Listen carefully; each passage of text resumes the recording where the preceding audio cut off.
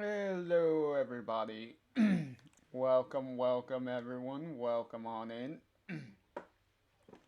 As always, JR here with our continuation of strolling down the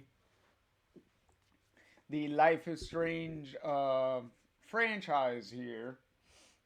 Uh, as always, with me for this journey is Max, Chloe, and Rachel here.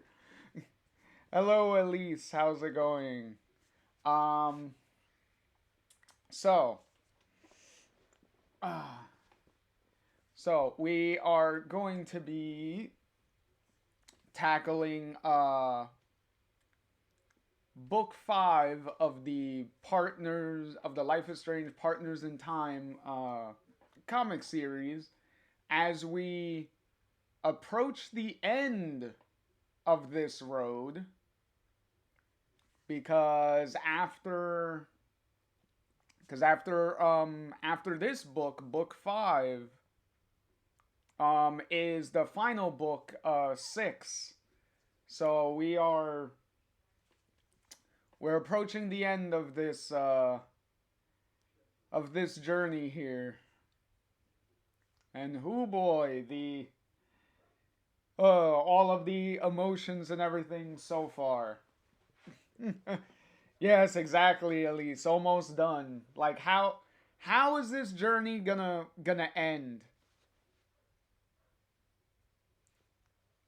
You'll you'll see, Elise. I like to since we're at the because Elise asks after the books, what's the plan?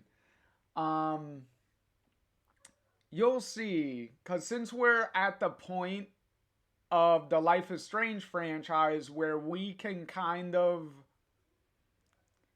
go in a couple of different directions, I'm gonna keep things surprising. I'm gonna keep things interesting by having y'all wonder where are we gonna go. uh, but just like uh, just like Chloe says, I gotta keep you on your toes. I gotta keep you on your toes.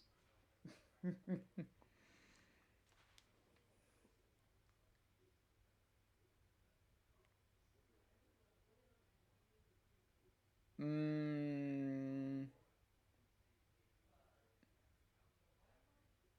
um, I think you're talking about.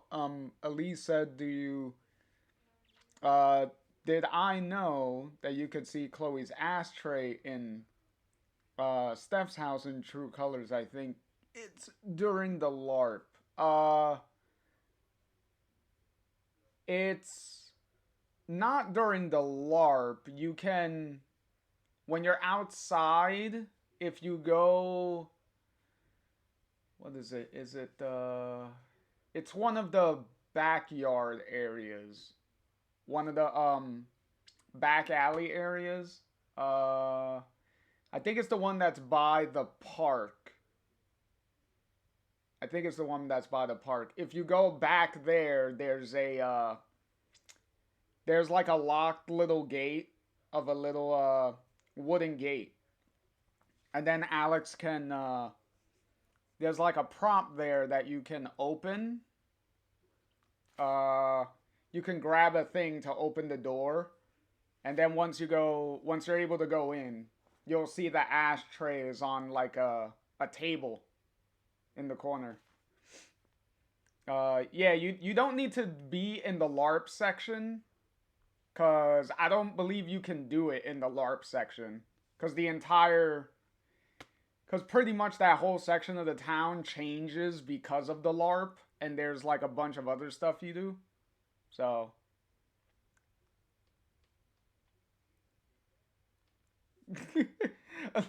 Elise said, I don't think I've ever met someone as nerdy about Life is Strange as I am. So we're friends now. Hey, I thought we were already friends. I thought we were already friends. uh, but yeah, that like, hey, my knowledge of like media and stuff doesn't just isn't just like Life is Strange. Pretty much, if I get very one thing, a big thing you need to remember about me, if I get really really interested in a like franchise, if I'm able to like connect with a franchise in some way, I will dive full on into the ocean of that franchise and start digging around all the little nooks and crannies and stuff. So that is definitely a thing. Like my knowledge of stuff is like crazy. And yes, Elise, I have played through Detroit a couple of times, and I played through Beyond Two Souls a couple of times. I believe in Beyond Two Souls, I think I beat the game to the point where I got like all the endings and whatnot in that game. So yeah. And before you ask, I've also gone through Heavy Rain several times, and I have played whether you call it Fahrenheit or whether you call it Indigo Prophecy, whichever one you prefer. That's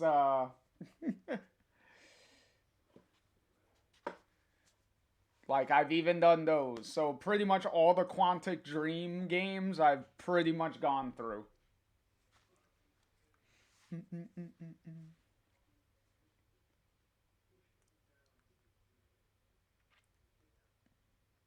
Oh,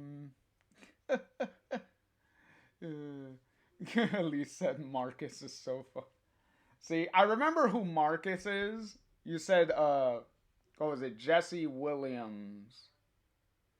Um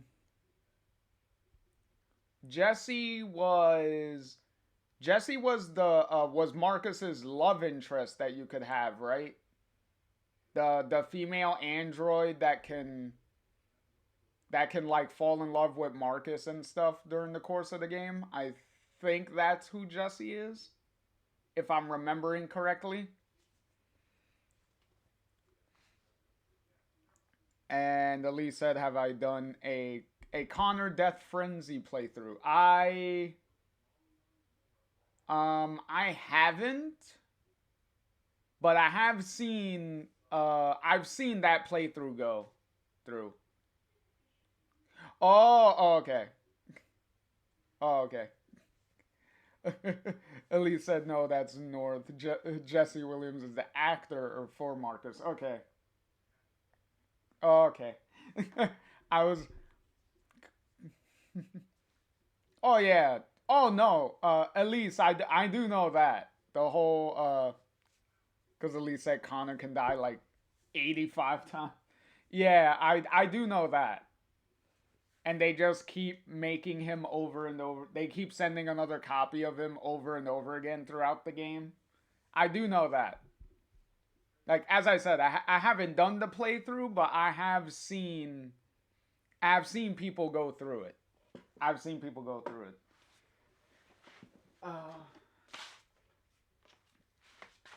All right. So as always, Lee said they keep getting his reboot card. Exactly. They so as always, I got the physical book with me just in case. And I got as we go through the digital version. Now, as always, uh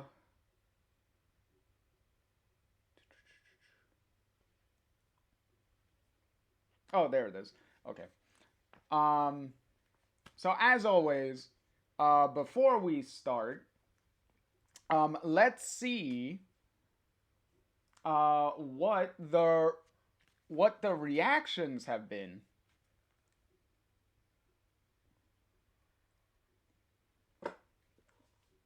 Oh, which Elise said that's a lot of games right there. What are you talking about behind me?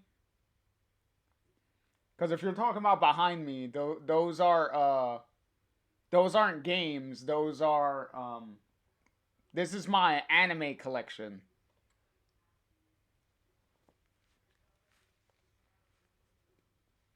Yeah, this is my anime collection behind me.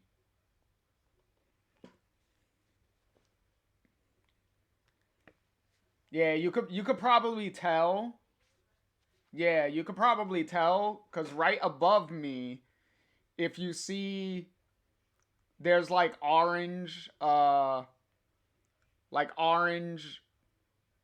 like boxes, like above me. Those are my Dragon Ball Z collection, like above me. So so there's like a lot of anime behind me. I do not have Elise said I love One Piece so bad. Uh oh, Elise said don't spoil. I'm on episode 56. Well, it's hard for me to spoil it because I do not watch it. I don't I don't watch One Piece. I don't have One Piece here. Like I do have a lot of shonen up there. I have what was it? Dragon. I have all of classic Dragon Ball up there. I have Bleach over there. I have some of Naruto over there.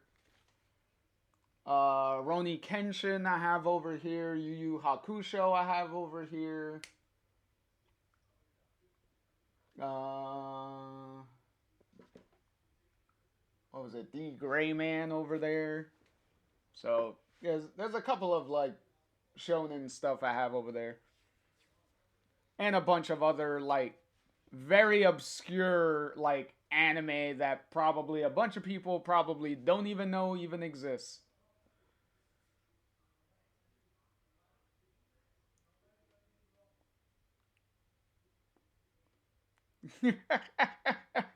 uh, Elise said my boyfriend would love to be here, but he's on his way back home.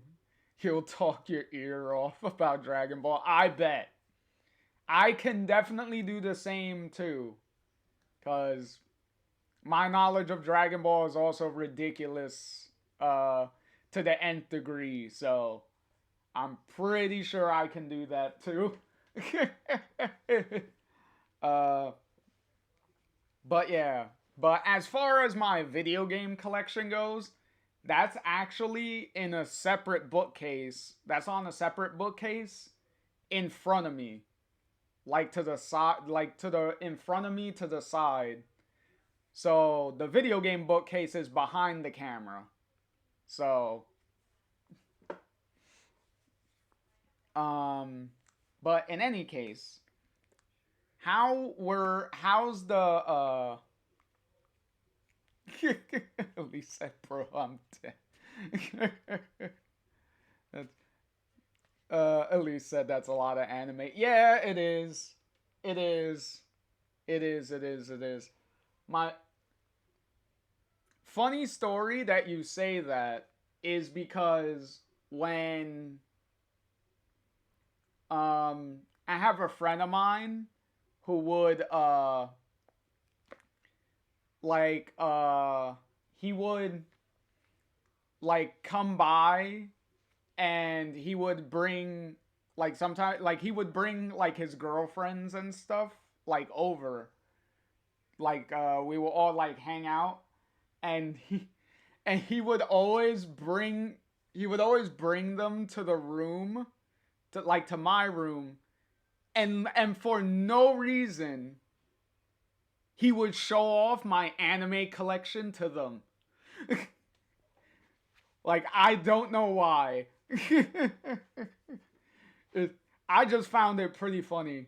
I was like, uh, I don't brag about it or anything, but I always found it funny that my bestest friend would always it was like whatever his girlfriend or whatnot, it would be like, look at this, look at all of this. And I'm like, bro, what are you doing?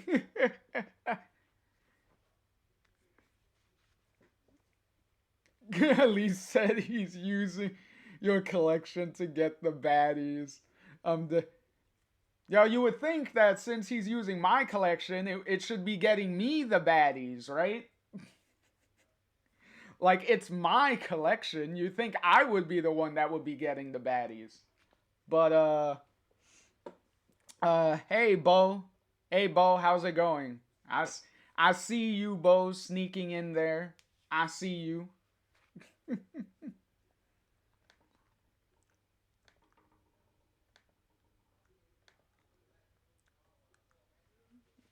All right. So, let's get this.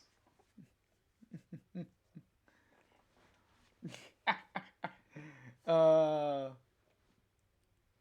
Bo said, "Uh-huh."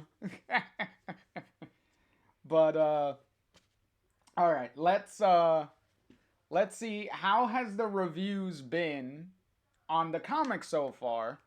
Because as always, we read the reviews that are printed on the comic here.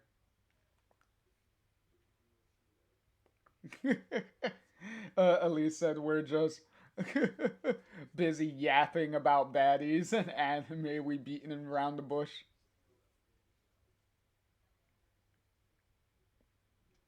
Oh, that's cool, Bo. Doing some spring cleaning and stuff, cleaning up around the house. That's what's up. But all right. So what have the reviews been? So the first review that is printed right on the cover here is what is this? Bleeding Cool. Yet again, some of these news sites and websites have some of the weirdest names. Bleeding Cool. Me? Elise, Elise asking me for a Hatsume Miku cosplay when? Yeah. Well, I would like to do cosplay, but I do not have the extra uh resources and time to do cosplay. Cuz believe me, I've been asked about doing cosplay a lot, especially since I've been around uh doing the convention scene for like over 10 years at this point. So I've been asked about it, and it's like I don't have the time and I don't have the resources to do that stuff. Mad respect to everyone that does have the time and the resources to do it, cuz yeah, exactly, Napoleon. Napoleon knows what I'm talking about. Napoleon said, I also wish I had extra resources just for general stuff, really. Exactly. Exactly. Exactly.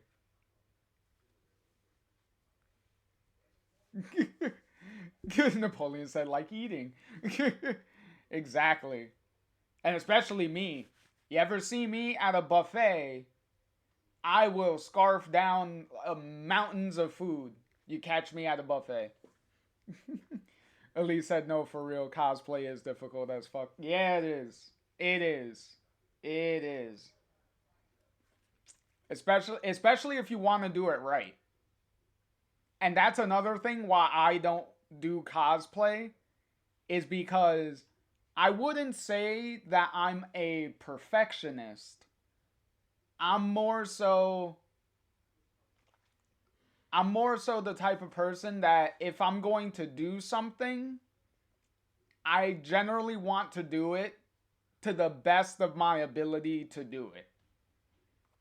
So if I was gonna do cosplay, I wouldn't want to.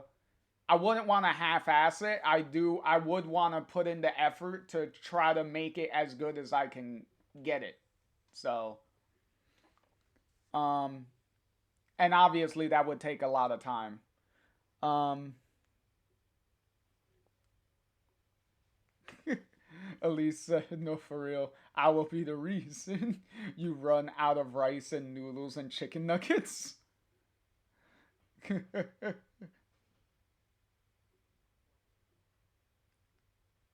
uh, Napoleon said, "Might as well do it right. No nonsense.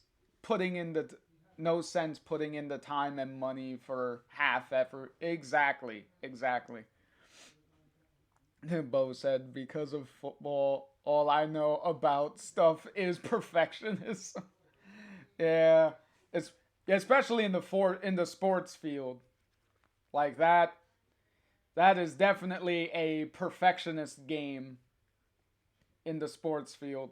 Uh, but yeah.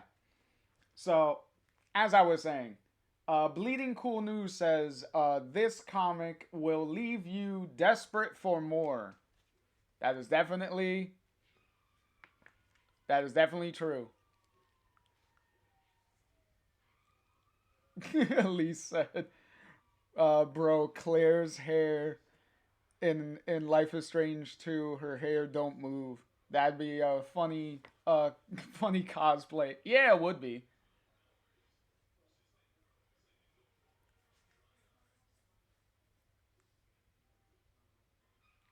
Yeah, that is true."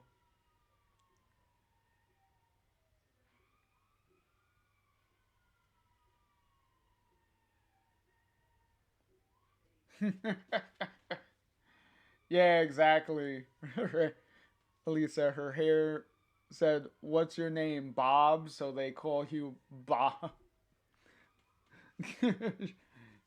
Take her dreads. Yeah, exactly.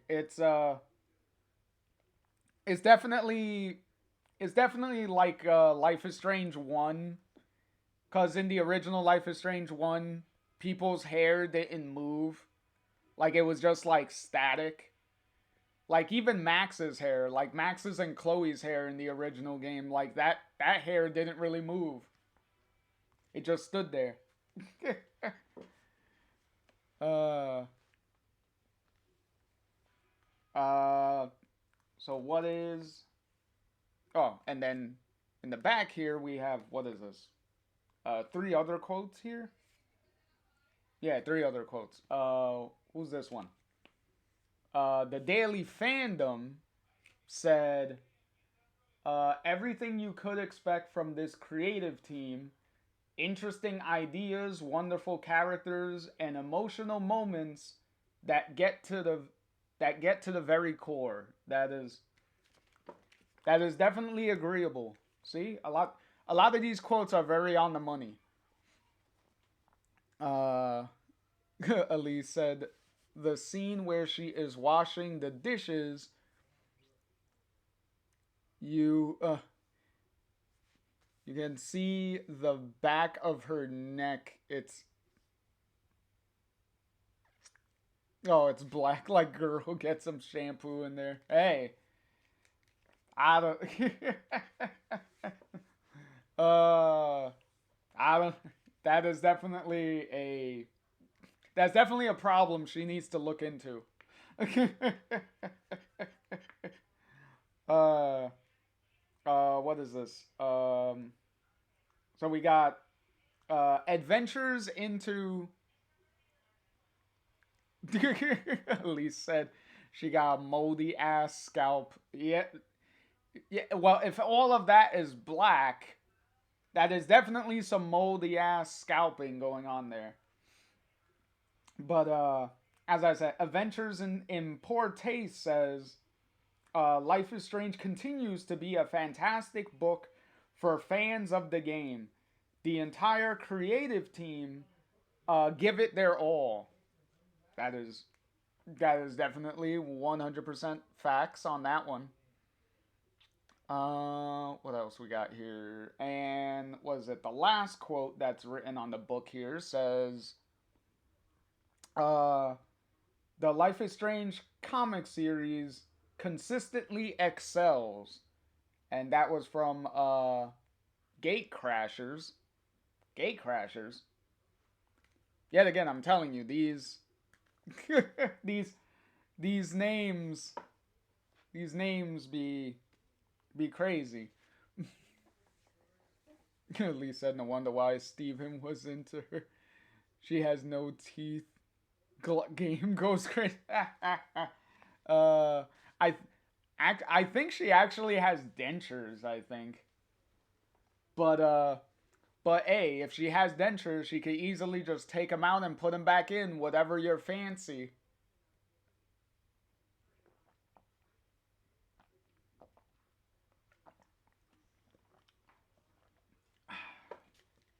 Okay, so all right.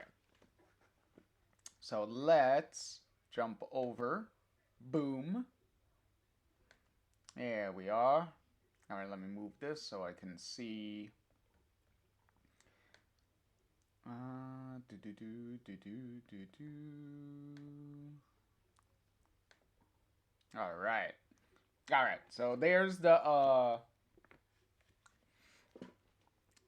the front cover right here. I don't know why it's that small, but okay, there you go. There we go. Straightened it out. So there's the front cover. This one is not. This cover was not done by Claudia. This is a different cover by. It actually says it here for once.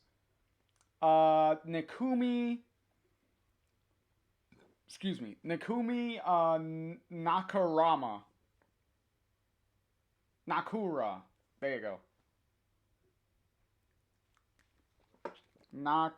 Nakamura. There you go. Yeah, Nikumi Nakamura. So, pretty cool cover. I do like the Arcadia Bay. What was it? The lighthouse in the background. The Arcadia Bay area here, and then you got Max and Chloe jumping through the sky here, and a bunch of blue butterflies coming off them, like flying around them, like as they're jumping. Nice visual. Uh, Elise said, "Imagine she gets mad at the start of yelling and then fall off, and she starts yelling even harder and louder. At all you hear is 'I told you to get out of that room.'" Yeah, that is that especially if it's Karen's room. Especially if it's Karen's room. All right, so we got the little preview of some of the scenes coming up later. This is actually one of my more favorite scenes from this book is when we get there. And then as always, the creative team, the team at Titan Comics, and then the actual main comic team, as always. The writing from Emma Vicelli and the main art by Claudia Leonardi. Always doing great work, as always. And then we got okay, we got the little narration, not the little previously on. Okay, so let me open that up because the thing does not zoom in. It doesn't zoom in. I don't know. I don't know why the thing did zoom in for like one book and then it doesn't want to do it for the rest of them. In any case, let's do this right. Previously on Life is Strange, Partners in Time. Uh, mysteriously gifted with the power to rewind time. Photography student Max Caulfield never anticipated that her strange temporal power abilities would put her at the center of the dark secrets of Arcadia Bay. In a bid to save her oldest friend, Chloe Price, from being murdered and to find justice for the death of Rachel Amber, Chloe's closest confidant, Max's powers caused a hurricane which threatened to destroy Arcadia Bay. Max chose to sacrifice the town rather than lose Chloe once again. Afterwards, Max and Chloe moved to Seattle, but a year later, Max's abilities threatened to tear her apart. To stabilize her powers and her reality, Max jumped to another timeline where Rachel was still alive. Though 2 years have passed, Max never forgot where she came from. And now, with the help of Tristan, a boy with the power to phase out of reality, she's ready to push her powers to their limit if it means finally coming home. And that is the name of the book. That is the name of book 5, Coming Home. So, yay, name dropping already. Yay. uh, okay, so we got. Hopefully, I'll read this correctly. Alright, so we got the first little Polaroid picture here of Tristan and Max holding hands with the image of Chloe that they're going towards. And it says, 2 years after Max was forced to leave her original timeline and her Chloe, Max thought she was ready to return home. But combining her powers with Tristan's wasn't enough to get her home. While Tristan was stranded in the original timeline, Max was firmly stuck in her new reality. And then we got the picture of Chloe getting into the Gladys the camper van here. Says, still, life waits for no one.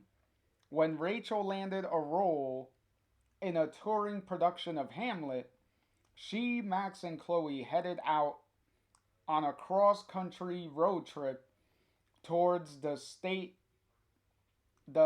of her first performance. Their route also aligned with that of their friends' band, the High Seas. In Max's original timeline, her, Chloe, and Tristan embarked on their own mirror journey. And then we got the picture of Chloe looking at herself in the reflection and seeing the other timeline's Chloe in the reflection. So this says, since her first failed jump home, Max and Chloe across the timelines began to notice strange phenomena. The veil between realities was thinning, and though Tristan struggled to regain his strength, Max grew more confident with each passing day.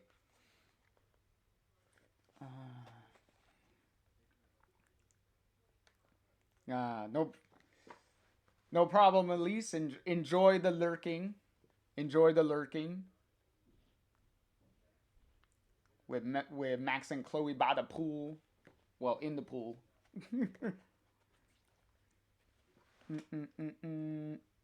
Okay, so then we got the picture on the right page, right side page here, with the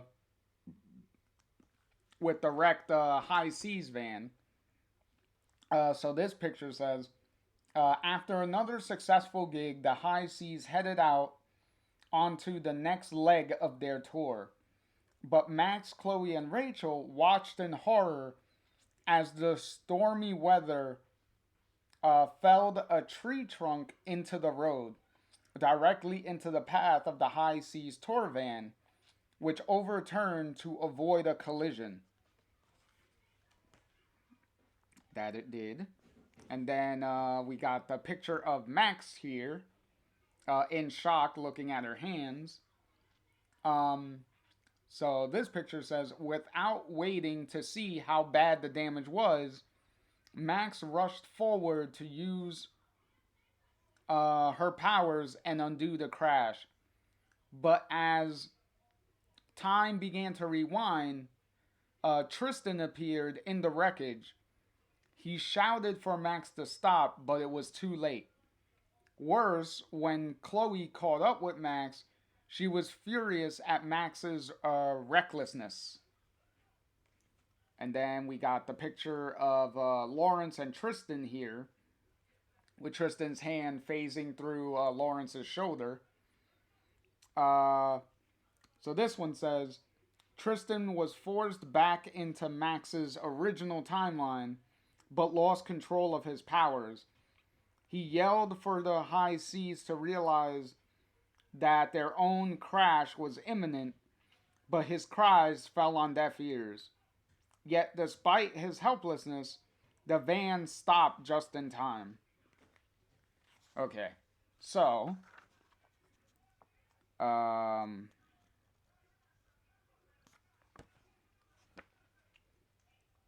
so we got, here's a brief little overview of the cast of characters that we're dealing with here. So we got, so as always, a little bit of a refresher of some of the rules that I put in the last book. Since we're jumping between both the original timeline and the Rachel timeline,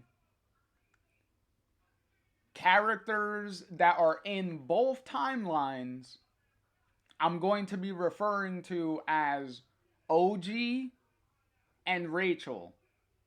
So, for example, we have two Chloes. So when the OG Chloe is talking, that's what I'm gonna call her. When the Rachel Chloe is talking, that's what I'm gonna call her. And for any other character that is in both timelines, that's how I will refer to them. With OG or Rachel before I say their names. So that way, hopefully that can help all of you follow along better as to which version of the character are we following at any given point. So that's one way to help out here. Also, this book is going to be a little different because up until this point, each book had 4 chapters in it. So the equivalent of 4 like single issues of a comic book. So, but with book 5, there was a change because these 2 issues came out. Let me see. These 2 issues came out.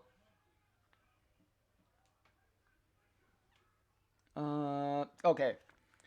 So these 2 issues came out July 7th of 2021 and September 1st of 2021. So, if you heard me right, yes, this book has only 2 issues in it. So there's only 2 issues in here.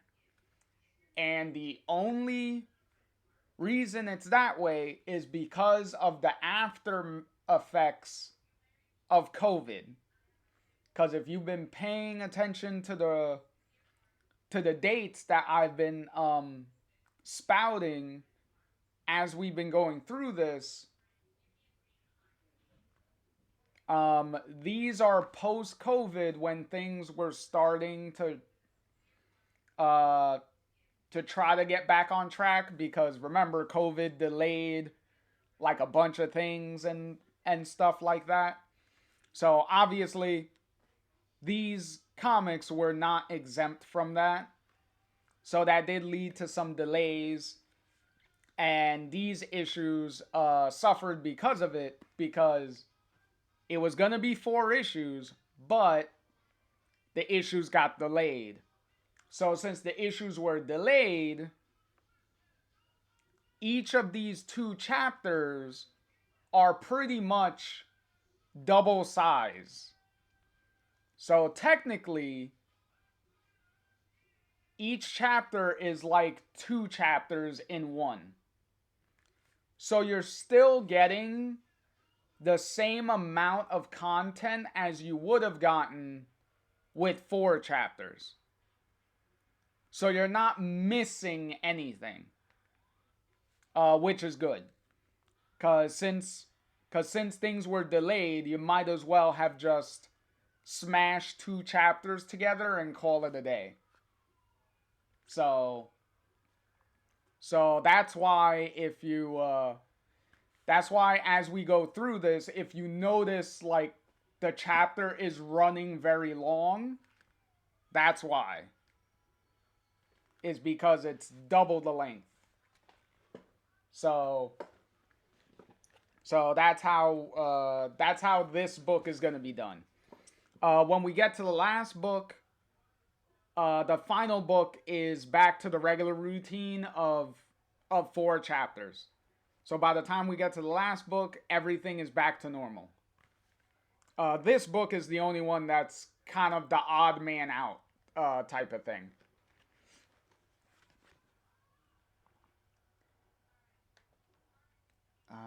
Do do do do do. All right, let's move this over.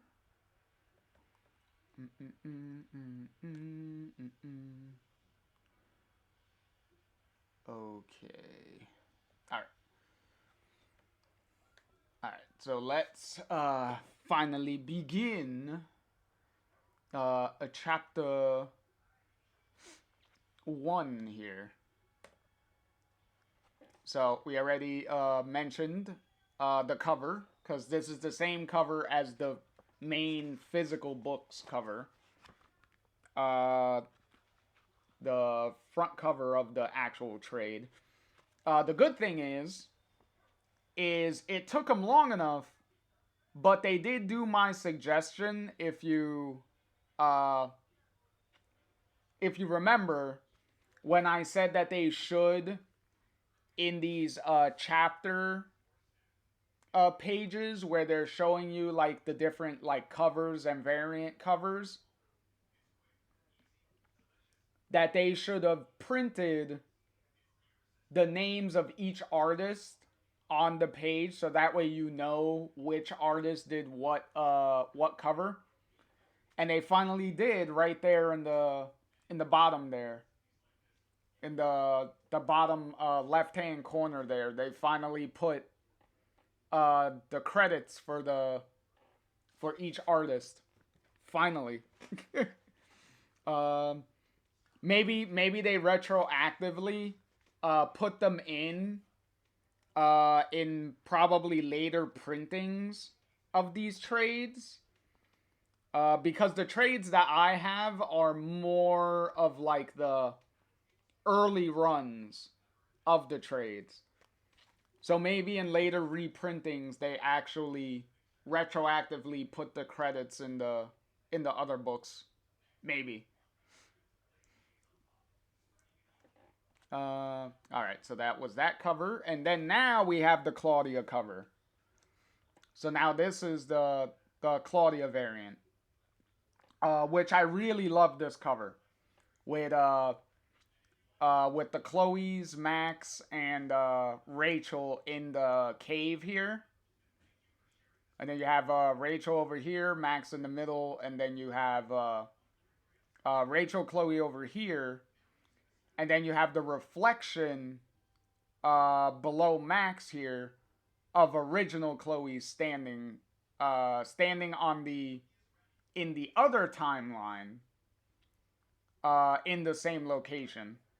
So that's sweet. Also, a big thing that the previously on portion of the comic book did not mention was the cliffhanger from book 4, which the cliffhanger was that everyone avoided the tree falling and getting in the accident and all that stuff. Everyone avoided that, so nobody got hurt across both timelines, so everyone's fine. But in the original timeline, which is where Tristan is, he wasn't, like the previously on section said, he couldn't be heard, he couldn't be seen. His powers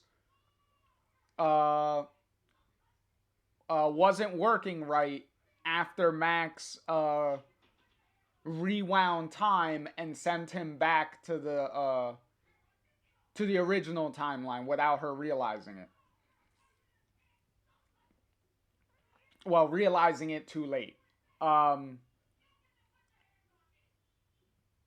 But they were still able to avoid it, even though Tristan couldn't warn them. And it was Pixie who was driving, so Pixie was able to stop the van right when the tree came down in front of them, so they didn't get hit by it. But more importantly, after everyone got out of the van and assessed the situation, Pixie went back to the back of the van to check on Tristan, and nobody can see him because she opened the door and Chloe was even like, "Where'd Tristan go?" But Pixie can see him. She looked right at him, held out her hand, and called to him, which Tristan immediately noticed and is immediately like, "What? How the fuck?" So the fourth book ended with the revelation that Pixie also has powers. Because remember, even when Tristan was invisible, Max was still able to see him, but everyone else couldn't. So the fact that Pixie is doing the same thing pretty much is the tip off of like, oh, Pixie has powers. So now it's like, what is her powers? Which is what we are going to open up to. Because this is how the chapter is going to begin. Is Pixie explaining, just like how a couple of issues ago, back in, what was it, in book 2, one of the chapters opened with Tristan telling Max like how he got his powers and how his powers work. The same thing is gonna happen here, where Pixie is gonna be telling Tristan where she got her powers, how she got her powers, and when and what her powers do. Well, I say how she got her powers, but I really mean like when she got her powers. Because there isn't an explanation on how anyone gets these powers. They just get them. So, all you're going to be told is, when did this happen? Like what the situation was when she got them. Alright, so we continue with OG Pixie's narration here. Um, so OG Pixie says, when I was a child, I crossed the road, barely. The angry whoosh of a car, a honk, my mother's shout. Okay, so her powers came to her when she had a near death experience by almost getting hit by a car. Um, OG Pixie continues, I think that was my first grasp of morality. A big moment for a 10-year-old. Okay, so she got her powers when she was 10. Um, so OG Pixie continues, but that moment, I also knew instinctively that somewhere I hadn't been so lucky. I could feel the shock, the coldness, the road beneath me. Um, so OG Pixie's mother says, it's normal to imagine what could have been uh, Sibel. Okay, I guess that's Pixie's real name.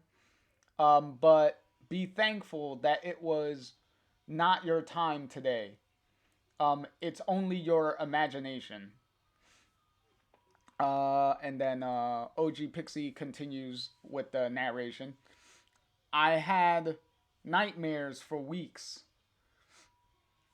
Uh, so Pixie continues. For most of my life, I believed my mom. I was no different to anyone else, just imaginative.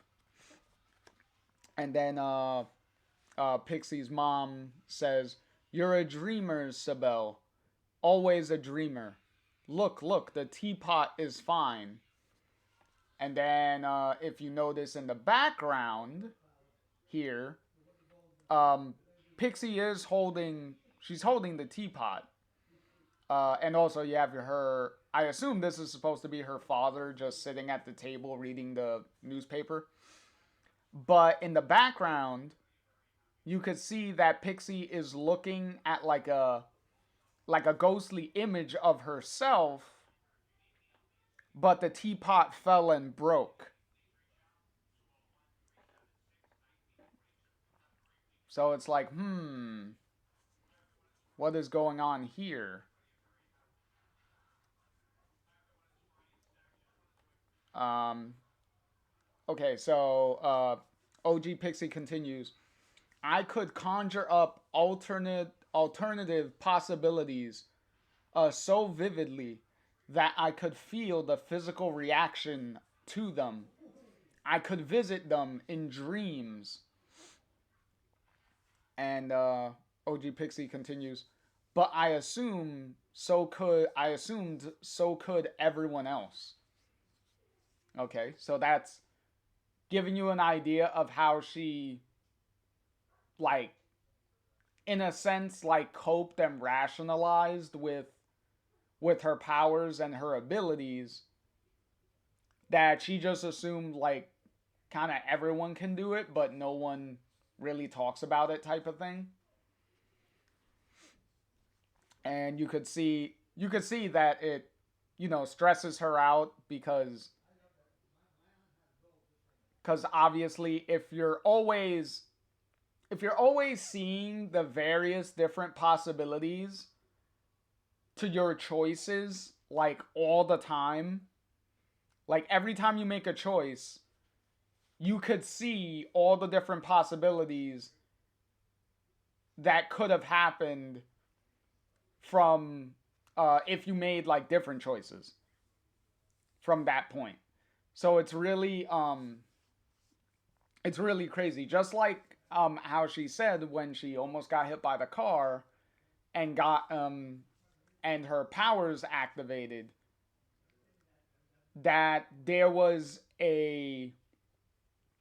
that there was uh a a alternative where she actually did get hit by the car and most likely died, because they kind of don't say that she died, but the implication where she's like the road and stuff, like the cold road and all that stuff,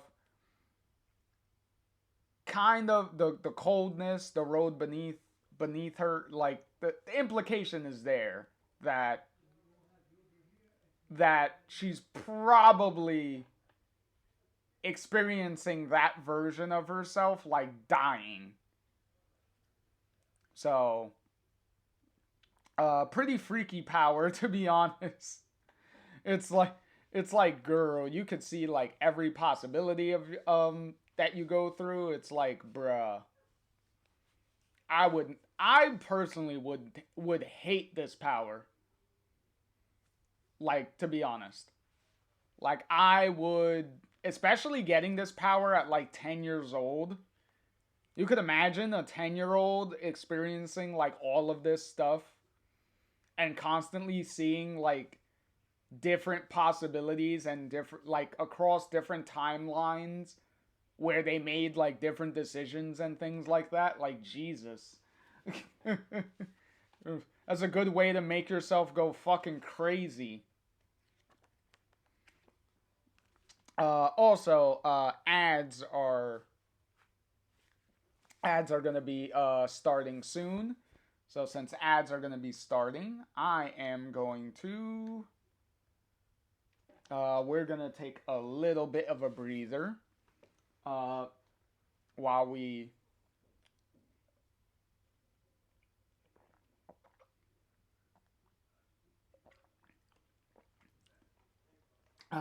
wait for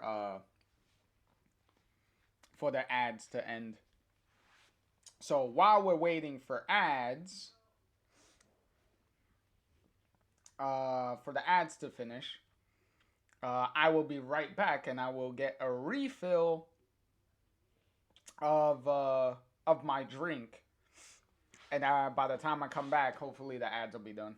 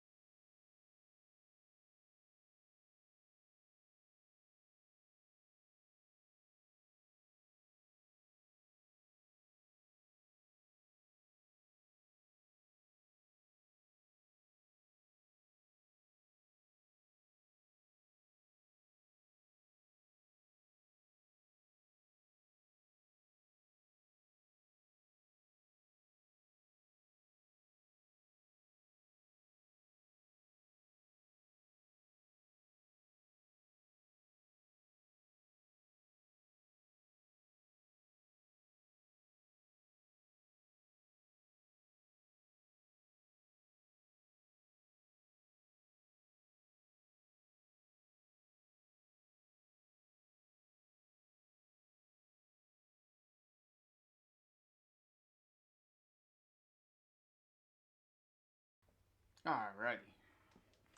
Alright, what do we got? Like about a minute left? Well, less than a minute. About 50 seconds. Alrighty. Do do do do do do do.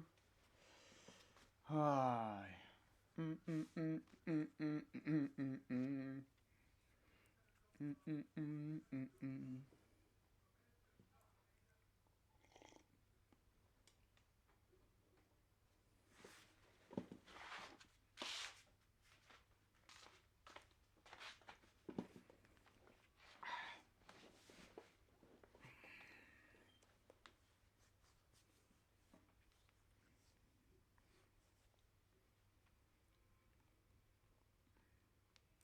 Okay.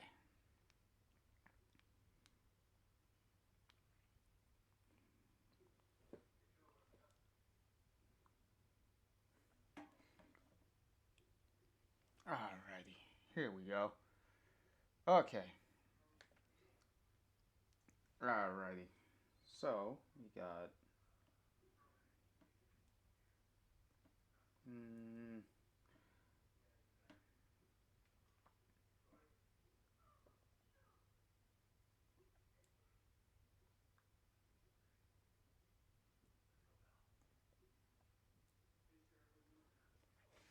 Alright, so we got. Do, do, do, do, do. Alright, so Pixie. There we go. So OG Pixie says to OG Chloe here. When you and Max came into my life, Chloe, and then you and Max came into my life, Chloe, and something changed. OG Pixie continues. Suddenly, it wasn't just my own possibilities I was imagining. I could see you and Max living different outcomes. Sometimes I almost believed them.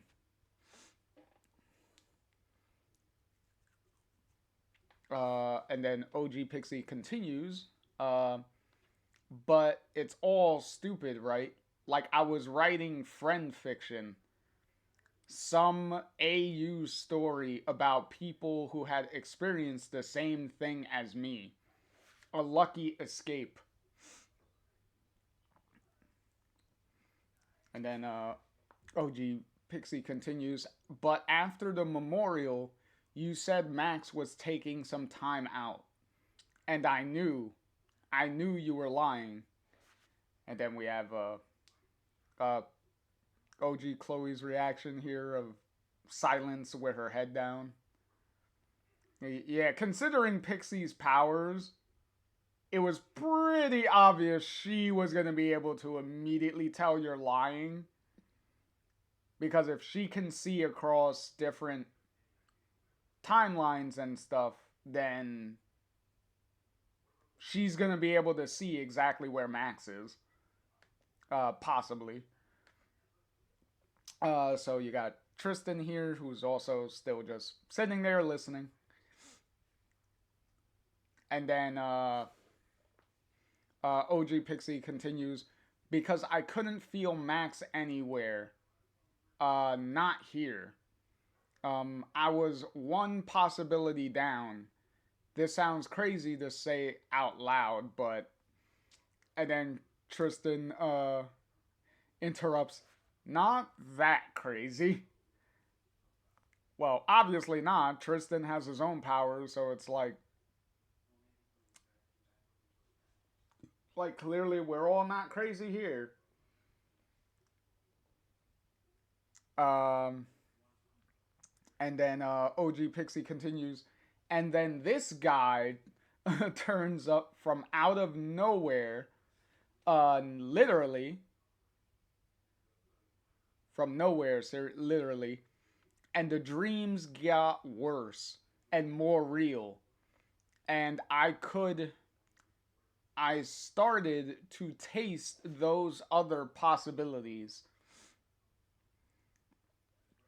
And OG Pixie continues, and Max was everywhere.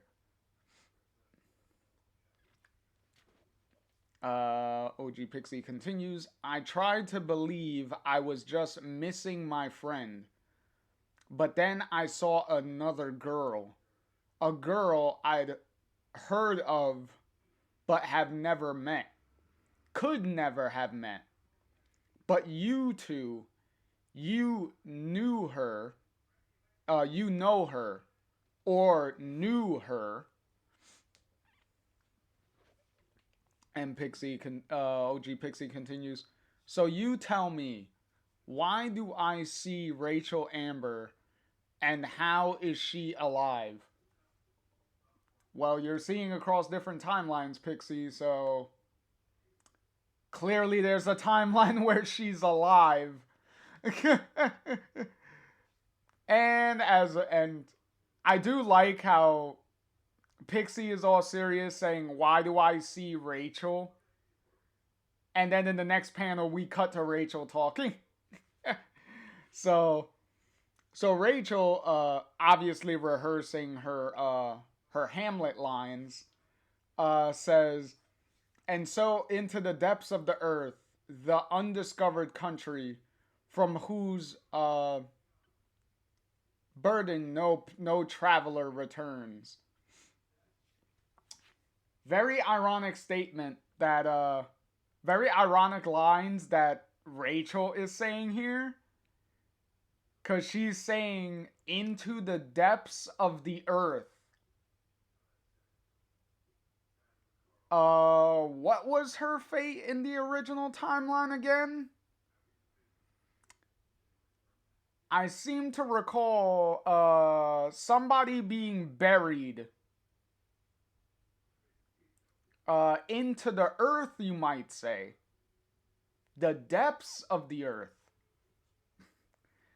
Uh and then and then the other undiscovered country here, which for me, because as much of a gigantic nerd as I am, anytime I hear the undiscovered country, I immediately think of Star Trek 6, The Undiscovered Country, which which for me is one of my certainly one of my favorite Star Trek movies of all time. Like I love The Undiscovered Country. That is that is a really good movie. Uh Anywho,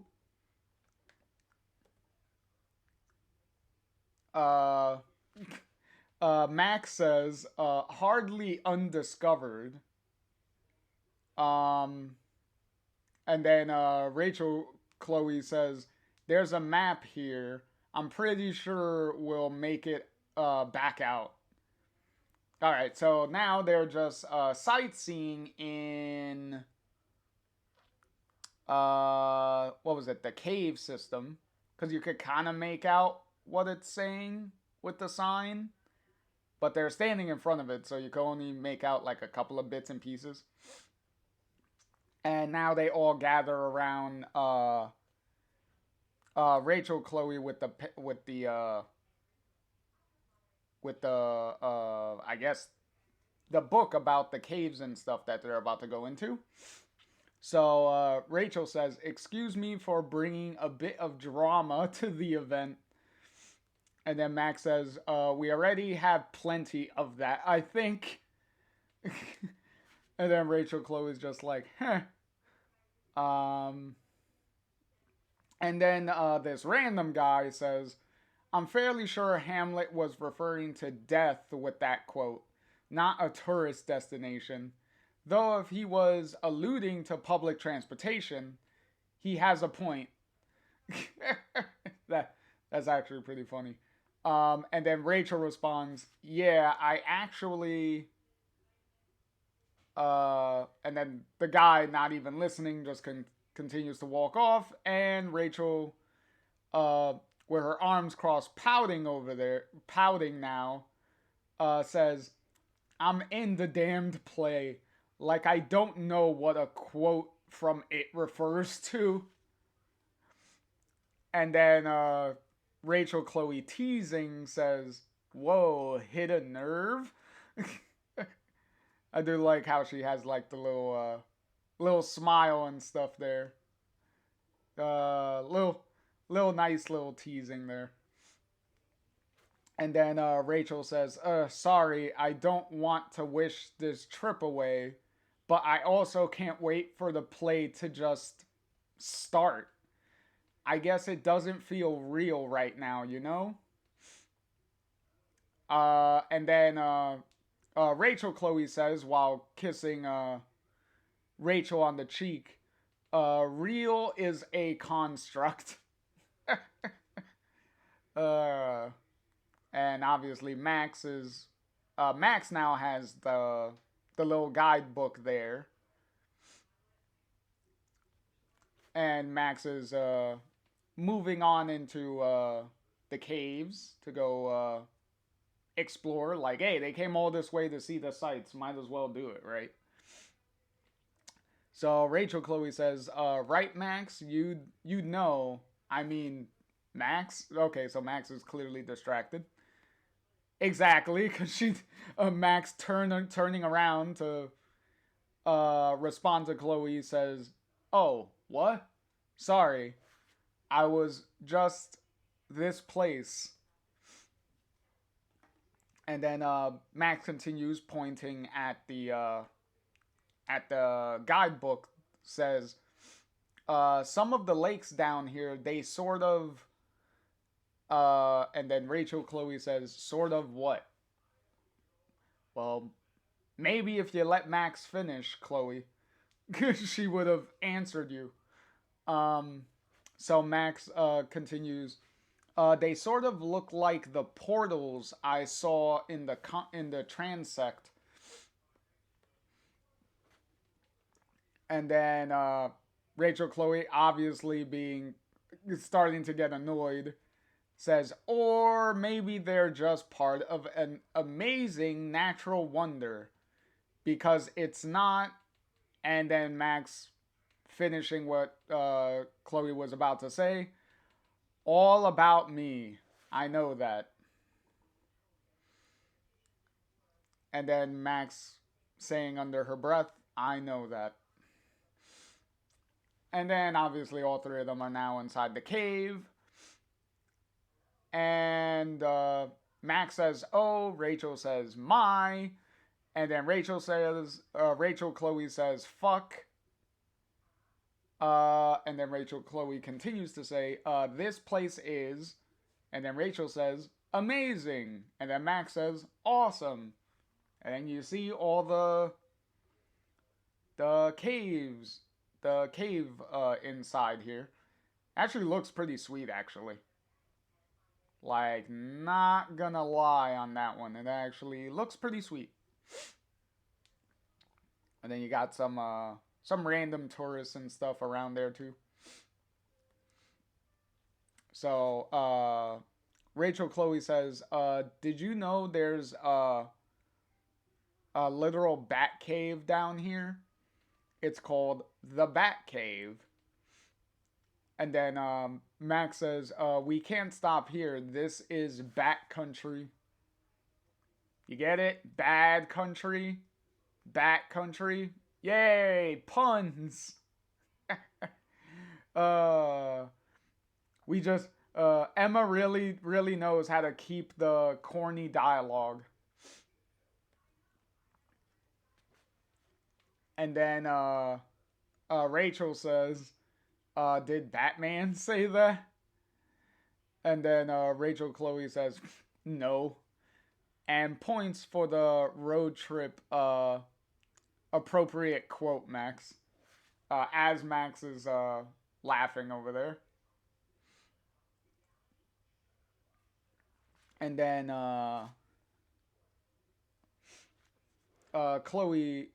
Rachel says, you know what? Laugh at me not getting your reference. I think I'd take that over the weird sniping between the two of you. No, snipping between the two of you. And Rachel has her feathered earring back on her ear. Yay.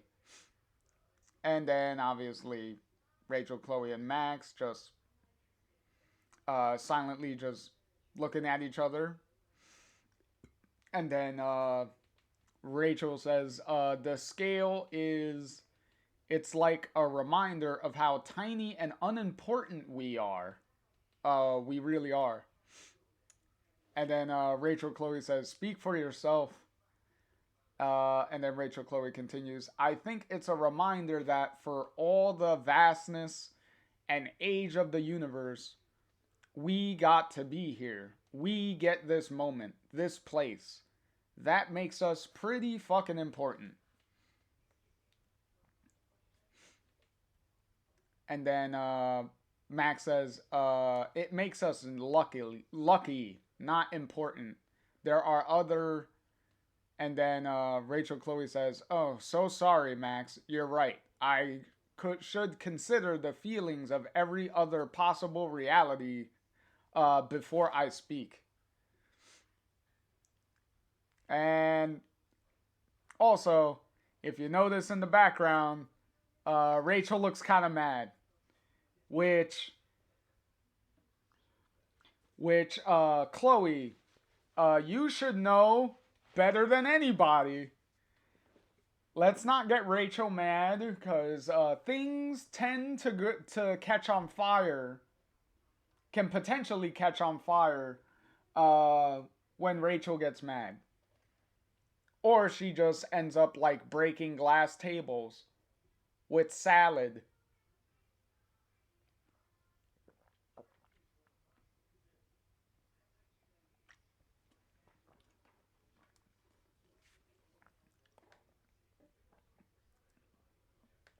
Okay, so Rachel obviously getting mad, and then Rachel uh angrily saying here, enough. Oh my god. I thought you guys talked this out back in El Paso. And then Rachel continuing, Max, I know you're feeling guilty about Tristan, about a billion things, but please try to hold off on the killjoy. And then Rachel continues, and Chloe, I love you, but you're being a fucking child since the non accident. And then Rachel continuing as she angrily storms off, you guys are best friends. Soon you may be saying goodbye forever. We have hours down here, so work this out. And then obviously Max and Chloe just uh just silently just looking at each other. I do here's the thing that I love. Here's the thing that I love though. Especially with how they use Rachel. With how Emma is writing Rachel, how Emma is using Rachel throughout the story. Because you've seen like hints of it, but here obviously with this outburst it makes it even more obvious what Rachel's role is with the three of them. Rachel is pretty much the mother of the group. Like she's pretty much the mom. Cause just like she did right there, she literally just she's like putting both Max and Chloe in their place. She's immediately pretty much putting her foot down and is like, you both gotta figure out this shit right now. Like I'm tired of y'all bullshit. Figure it out. And she's been pretty much like she's pretty much filled like the motherly role. Like when both Chloe and Max are feeling like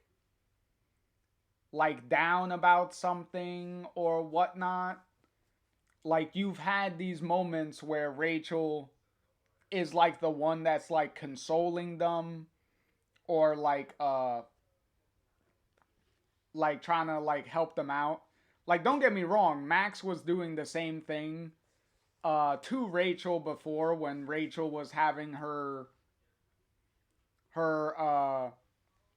existential crisis phase when she was distracted by like, oh, what did original Rachel do to wind up in her situation? How did she, like what decisions did she make that got her killed? Like all these different things. Max was trying to be there for her and trying to let her know that like, hey, that has nothing to do with you. Like, yes, that is that was another version of you, but that doesn't matter to the version of you that you are. So so the fact that, it goes both ways between Max and Rachel, that it's nice that that's what happens. Like, even Chloe's the same thing. Like, when Rachel was going through that too, like, Chloe was trying to be there for her also. So it's nice that that they gave Rachel that dynamic in this trio, where she's the like the mother figure of the three, with the three of them. It's definitely unexpected. Like, I was not expecting Rachel's character in the comics to go down this route. Like, I wasn't expecting it. To be honest, though, it is a natural evolution of Rachel's character in Before the Storm, because in Before the Storm, Rachel was the one that was trying uh to try to get confidence back into Chloe, because in the beginning of Before the Storm, Chloe has like some self-confidence issues because of everything that's going on with her at the time. So Rachel is like the one that's kind of like uh trying to get her back up type of thing. And then Chloe does the same thing for her later, once Rachel finds out with the whole uh real mom thing. So when Rachel is completely down on her luck, Chloe does the same thing for her. So it's nice that they keep that they kept that thread going, like, even in the comics here, because this is also technically a sequel. As far as this timeline goes, this is technically a sequel to Before the Storm. Like, what if, yet again, what if Chloe and Rachel left Arcadia Bay by the end of Before the Storm? What if they left? Like, they actually did leave. So, uh, okay. So, okay, so now we're back in the original timeline. So, original Pixie says, I knew it. I knew something weird was going on. As she says, grabbing her head there. And getting up out of the chair and standing up. OG Pixie says, like, I could feel the accident actually happened somewhere, and then it didn't. And then original Chloe, with a smile, saying, that'd be our Supermax. And then original Chloe continues, saying, she must have rewound it. Save the versions of us that she's with, just like you saved us. And then Tristan, having his little eureka moment here, says, yes, so she didn't mean to send me back. She was rewinding the accident that I'd just jump into. Yeah, there you go. See, he's starting to piece the things together. And then Tristan continues to say, as Pixie is going to sit back down in her chair, Tristan says, damn, my shitty timing. and then I got stuck between. So I guess what I do when I disengage, I guess that's what I do when I disengage. But normally I'm in control. And then OG Pixie says to Tristan, I could still see you.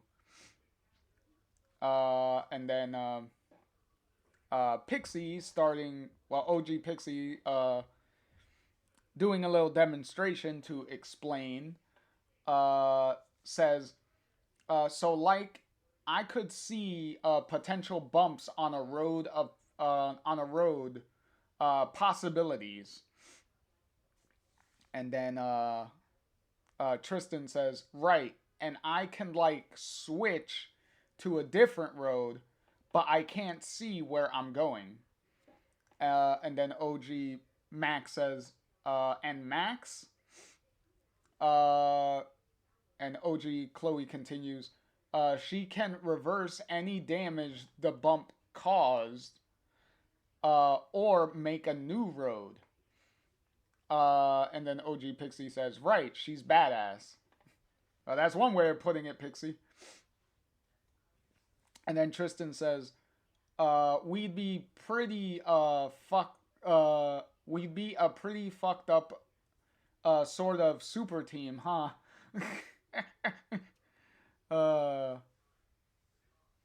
and then OG Chloe says, fuck, well, under her breath, she says, fuck, I miss Max.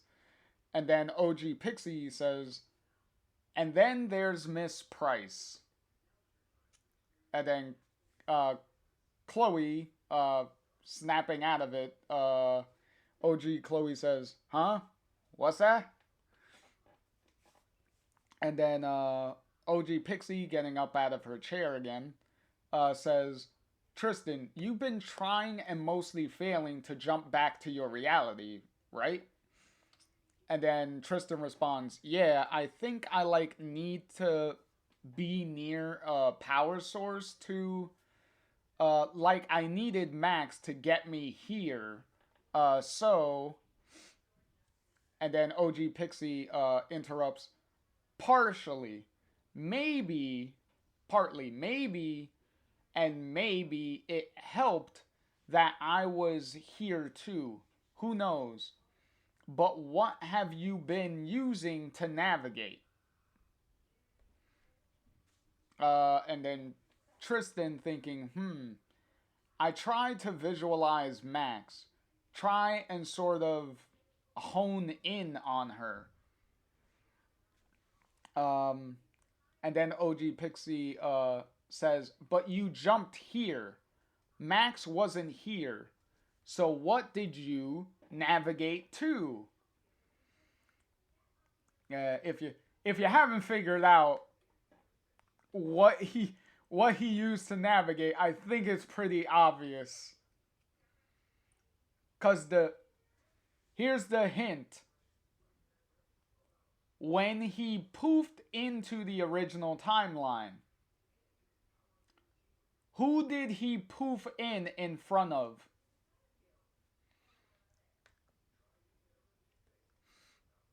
And then Tristan having another eureka moment, finally putting the pieces together.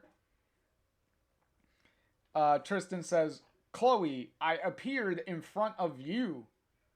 And then OG Chloe covering her mouth in also realizing. And then OG Pixie, with her arms crossed, smiling, says, like a beacon. A lighthouse, you might say.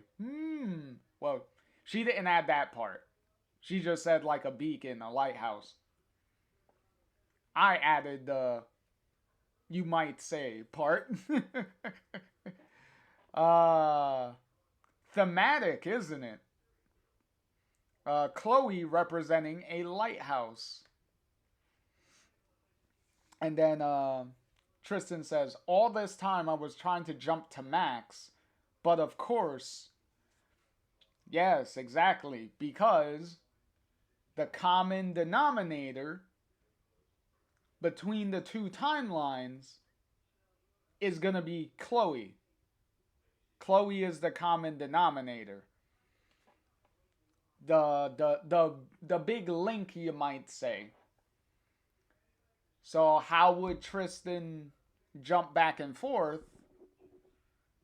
He has to focus on Chloe instead. Which is also why when he was doing his practicing on the beach,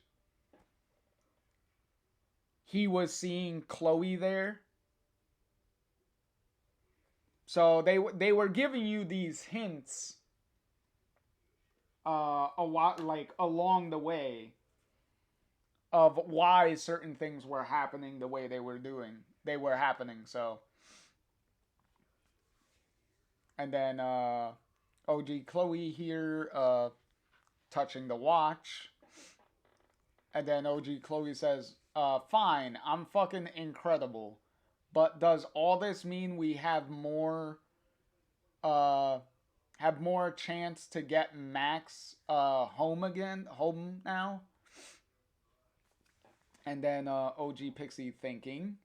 And then Tristan says, I don't think she's meant to jump like she did.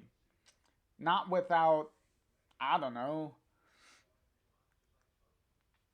And then, what, something happening?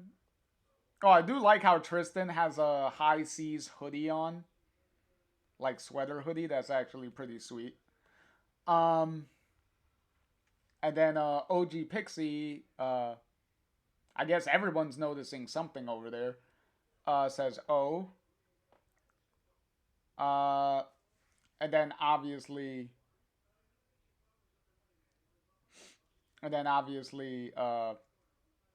OG Chloe asking the obvious question, what was that? um, and then OG Pixie says, they were here. You were here, but and then OG Pixie continues an argument. And then OG Chloe getting up says, okay, that's enough weirdness for now. I'm gonna fucking move.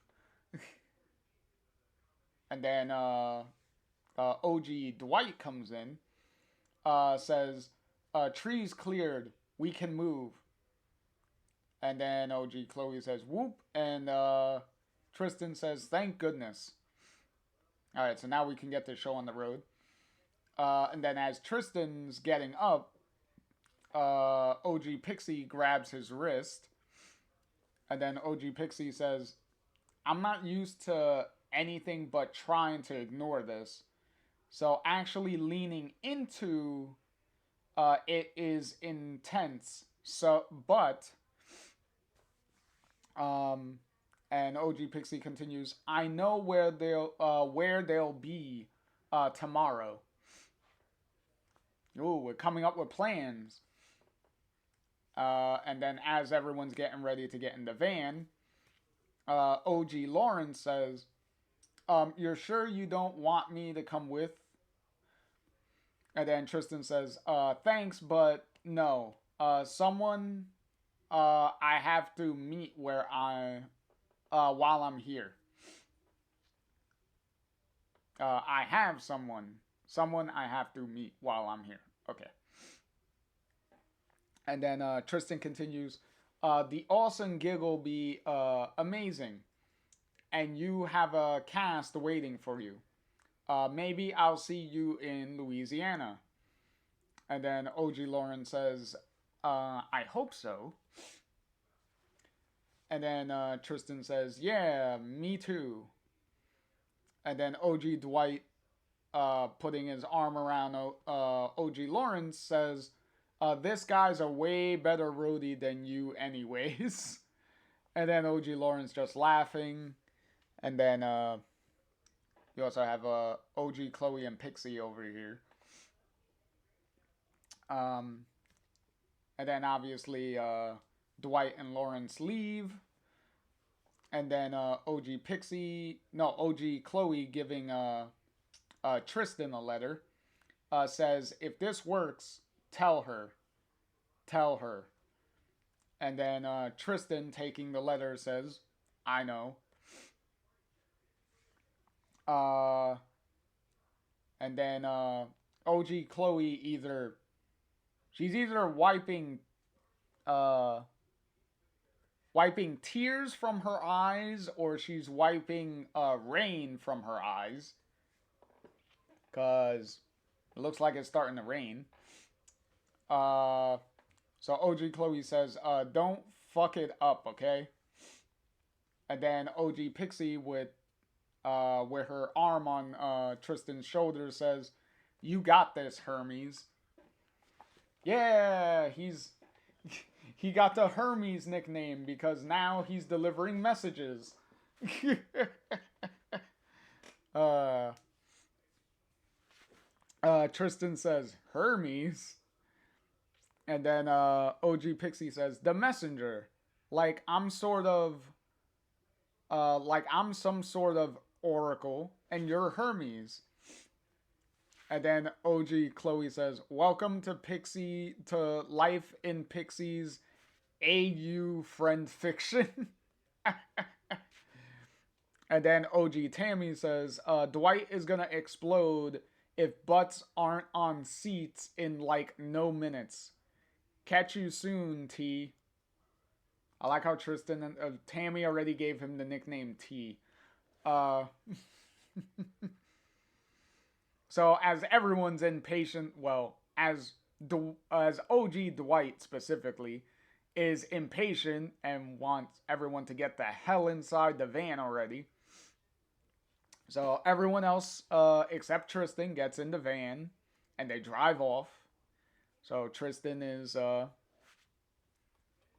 there cuz obviously he has to come up with some excuse of why he's staying behind so that way he could try to use his powers without anyone else knowing that he has powers.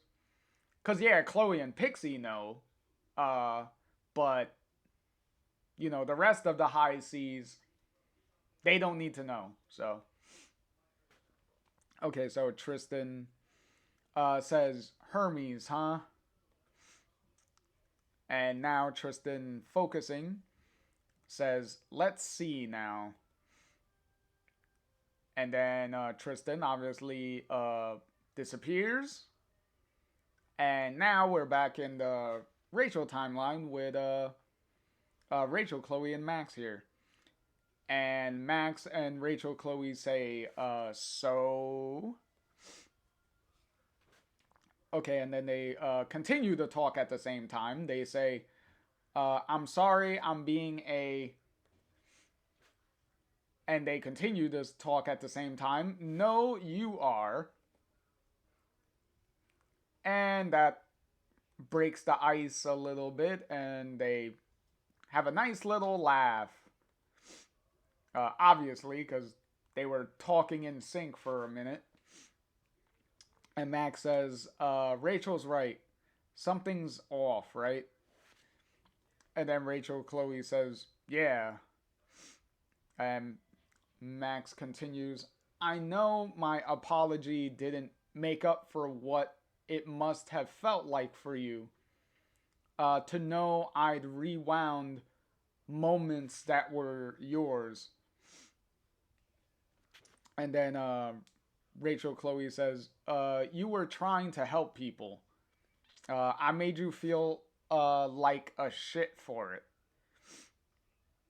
And then Max, going over to lean on the railing, says, I've hijacked your life here. I've made the last couple of months entirely about me. I don't blame you for being done with it all. And then Rachel Chloe, coming by the railing to join Max here, says, no, that's not it. I'm not done with it, Max. I could never be done with you. I just. Rachel Chloe continues, okay, so I was ready for you to leave. As in, I was prepared, ready to say goodbye. And then Max says, and then I didn't leave. And then Rachel Chloe responds, and then you didn't fucking leave. And then Rachel Chloe continues, but you still wanted to. You still have to. And I get that. And then Rachel Chloe continues, while this trip is amazing, that thought is always there. Like, I'm second best to myself. How fucked is that?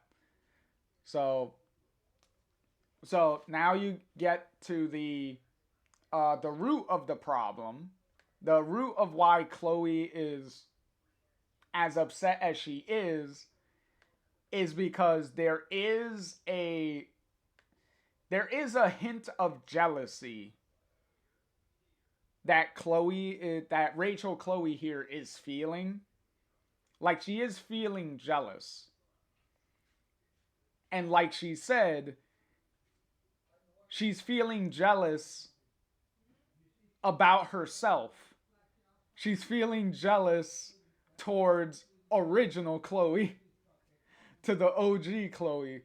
So you can imagine how weird of a feeling is that you're jealous of yourself. Technically. So yeah, it's because even though they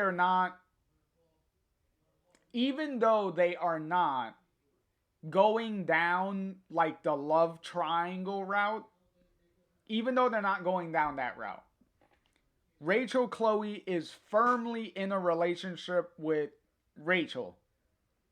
That is not gonna change. Emma has made that abundantly clear several times within the story, within the writing of the series so far, that relationship is not gonna change. We're not doing no love triangle things and stuff like that. Where Rachel Chloe's jealousy is coming from is she wants Max around because that is whether you're in whether Chloe is in a relationship with Max or not, that is still Chloe's bestest friend, her closest friend. So she still wants her there.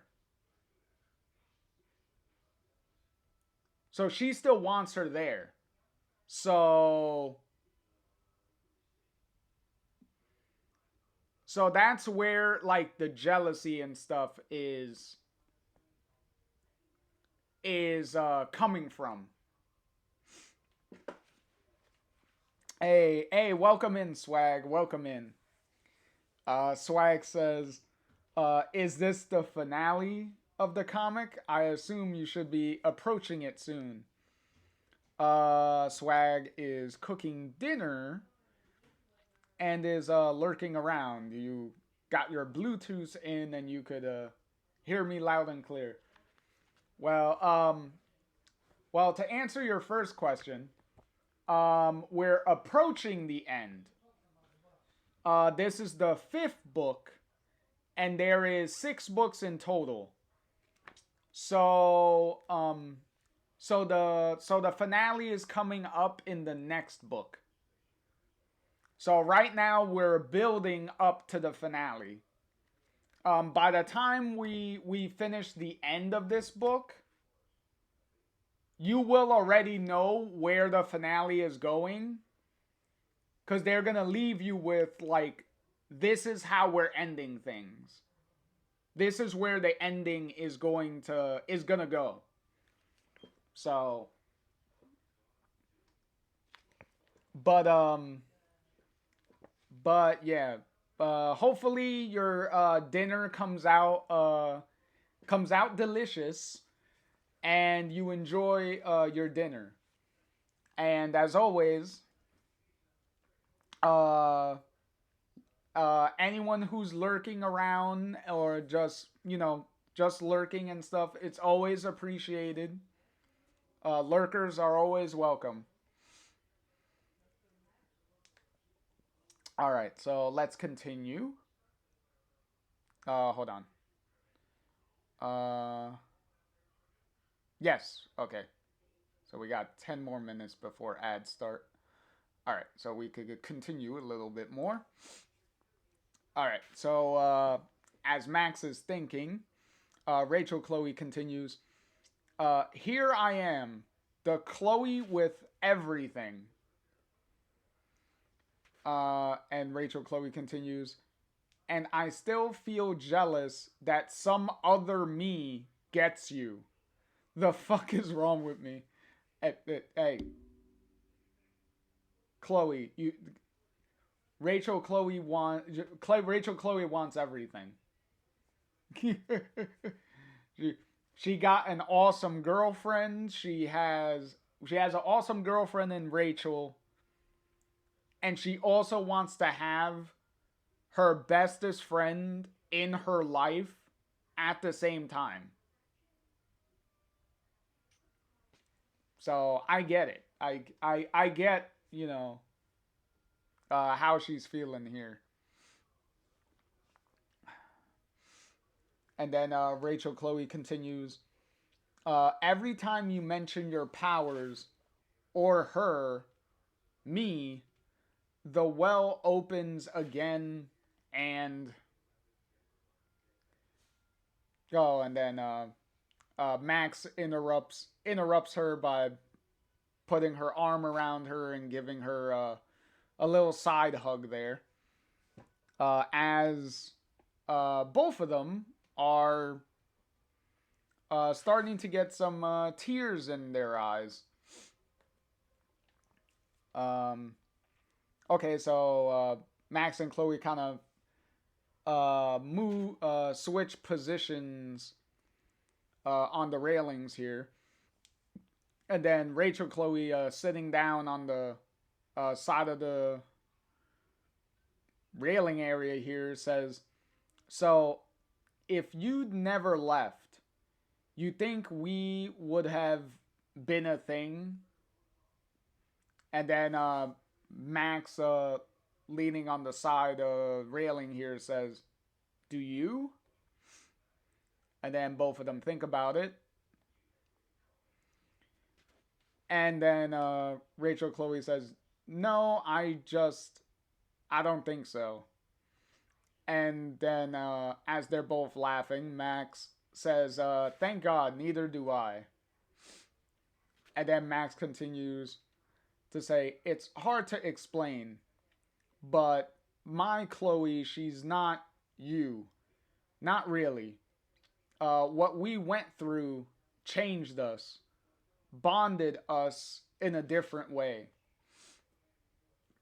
Um, and then Max continues, "But you're the best friend that I missed for so long, who I'll miss again."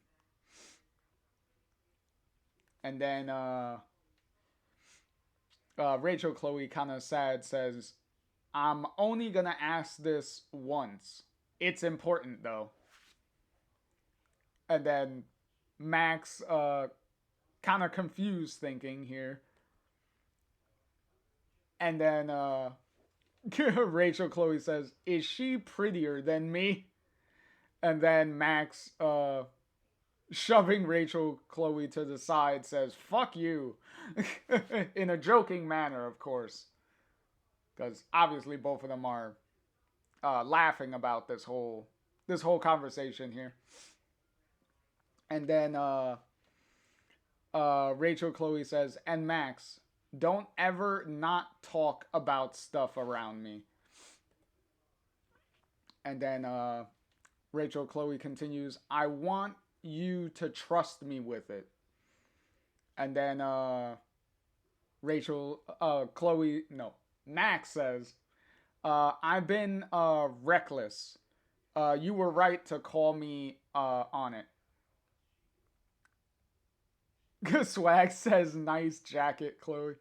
Oh yeah, her little sweater, her little sweater hoodie. Swag said and cool beanie. Yeah, I know. She's wearing a what is this? A what would that be? Like dark red, dark brown? The whole point is it ain't blue. It's not dark blue like the original beanie is.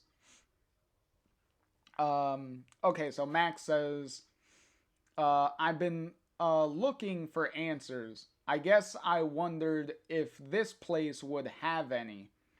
But I think you were right. Also, if you were paying attention to Claudia's cover with all of them in a cave, this is the scene that cover was like referencing, is this whole like cave system.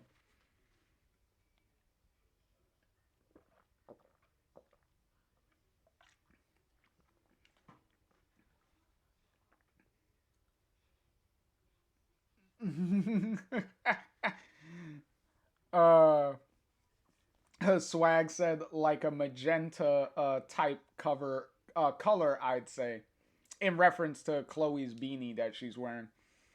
And then Psych coming in says, that shit ain't cashmere though. And then me and Swag over here laughing. Welcome in, Psych. Welcome in. Welcome in. Don't worry, Psych. Your surprise is coming up again. Your surprise is coming up again, Psych. Don't worry about it. You haven't missed your surprise again. So Max continues to say, this place is beautiful and powerful and old, but what's growing in me isn't born from this. Swag says, I like the background color. Looks neon. Oh yeah, the water reflecting colors in the cave behind them, in the rock formations in the cave behind them. Yeah, it's pretty good. And then Max continues, what's in me in Tristan, it's raw and it's young, new. She's talking about her powers, people. Their powers. Uh, I'm good, Psych. I'm good. I'm good. Hopefully everyone else is good.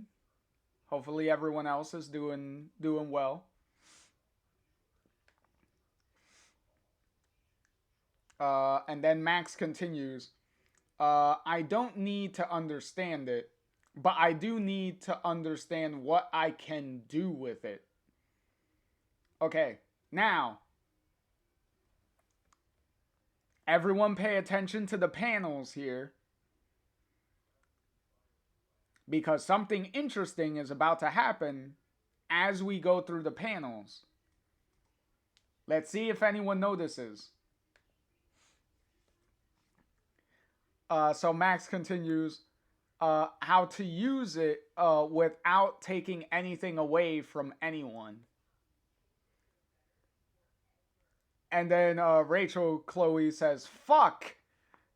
And then Tristan popping in says, Hermes.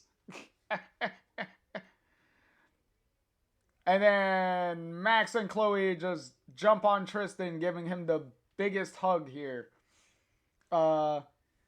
Max says, Tristan, oh my god, I'm sorry, I'm sorry. And then Tristan says, Max, it's okay, I'm okay. And then Rachel Chloe with the obvious question, Hermes? uh. So yay, Tristan made it back to the Rachel timeline, and then Tristan, after everyone stops, after both of them stop hugging him, uh, Tristan says, "It's a long story. I can't believe I timed it right. Where's Rachel?" Well, funny story about that, Tristan. She's right there. Rachel coming to meet Chloe and Max here says, "Holy crap, you two made up and summoned a Tristan." Yes, Rachel, that's the moral of the story. That's the moral of the story. Uh, Rachel, Chloe, and Max uh reconciling from their argument and differences apparently summoned Tristan. That's the moral of the story here. All right. So with that, with Tristan coming back to the Rachel timeline, um, is a good spot for the ads to be starting soon.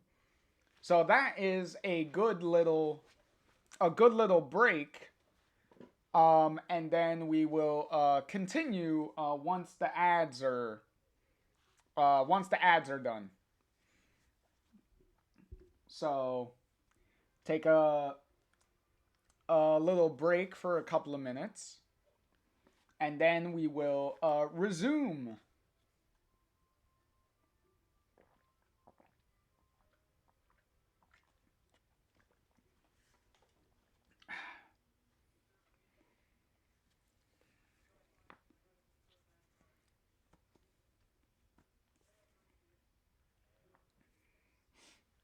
Mm-mm-mm.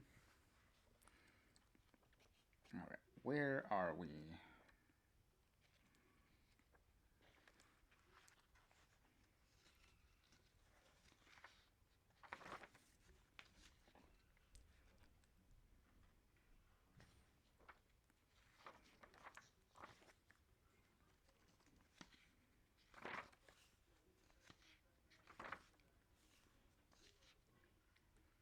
Hmm. So we got.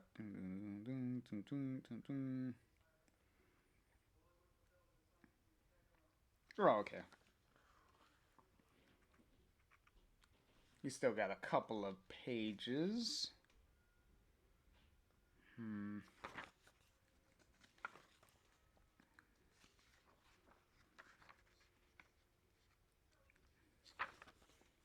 Yep, we still got a couple.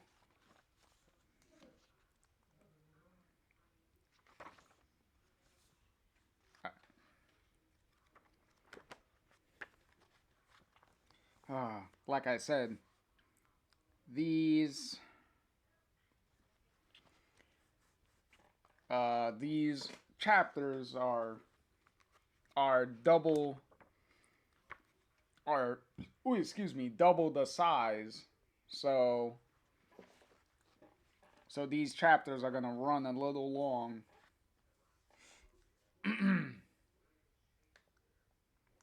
So what do we got? We got three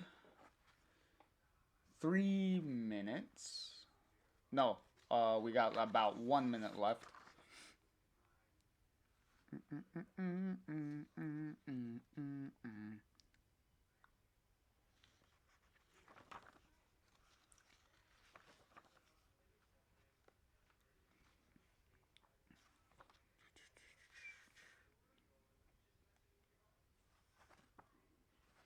Okay. All right. What do we got? 30 seconds. About 30 seconds. All right.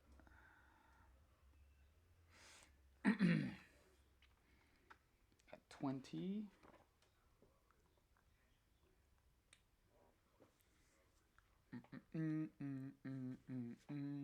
Yep, here we go. About 5 seconds.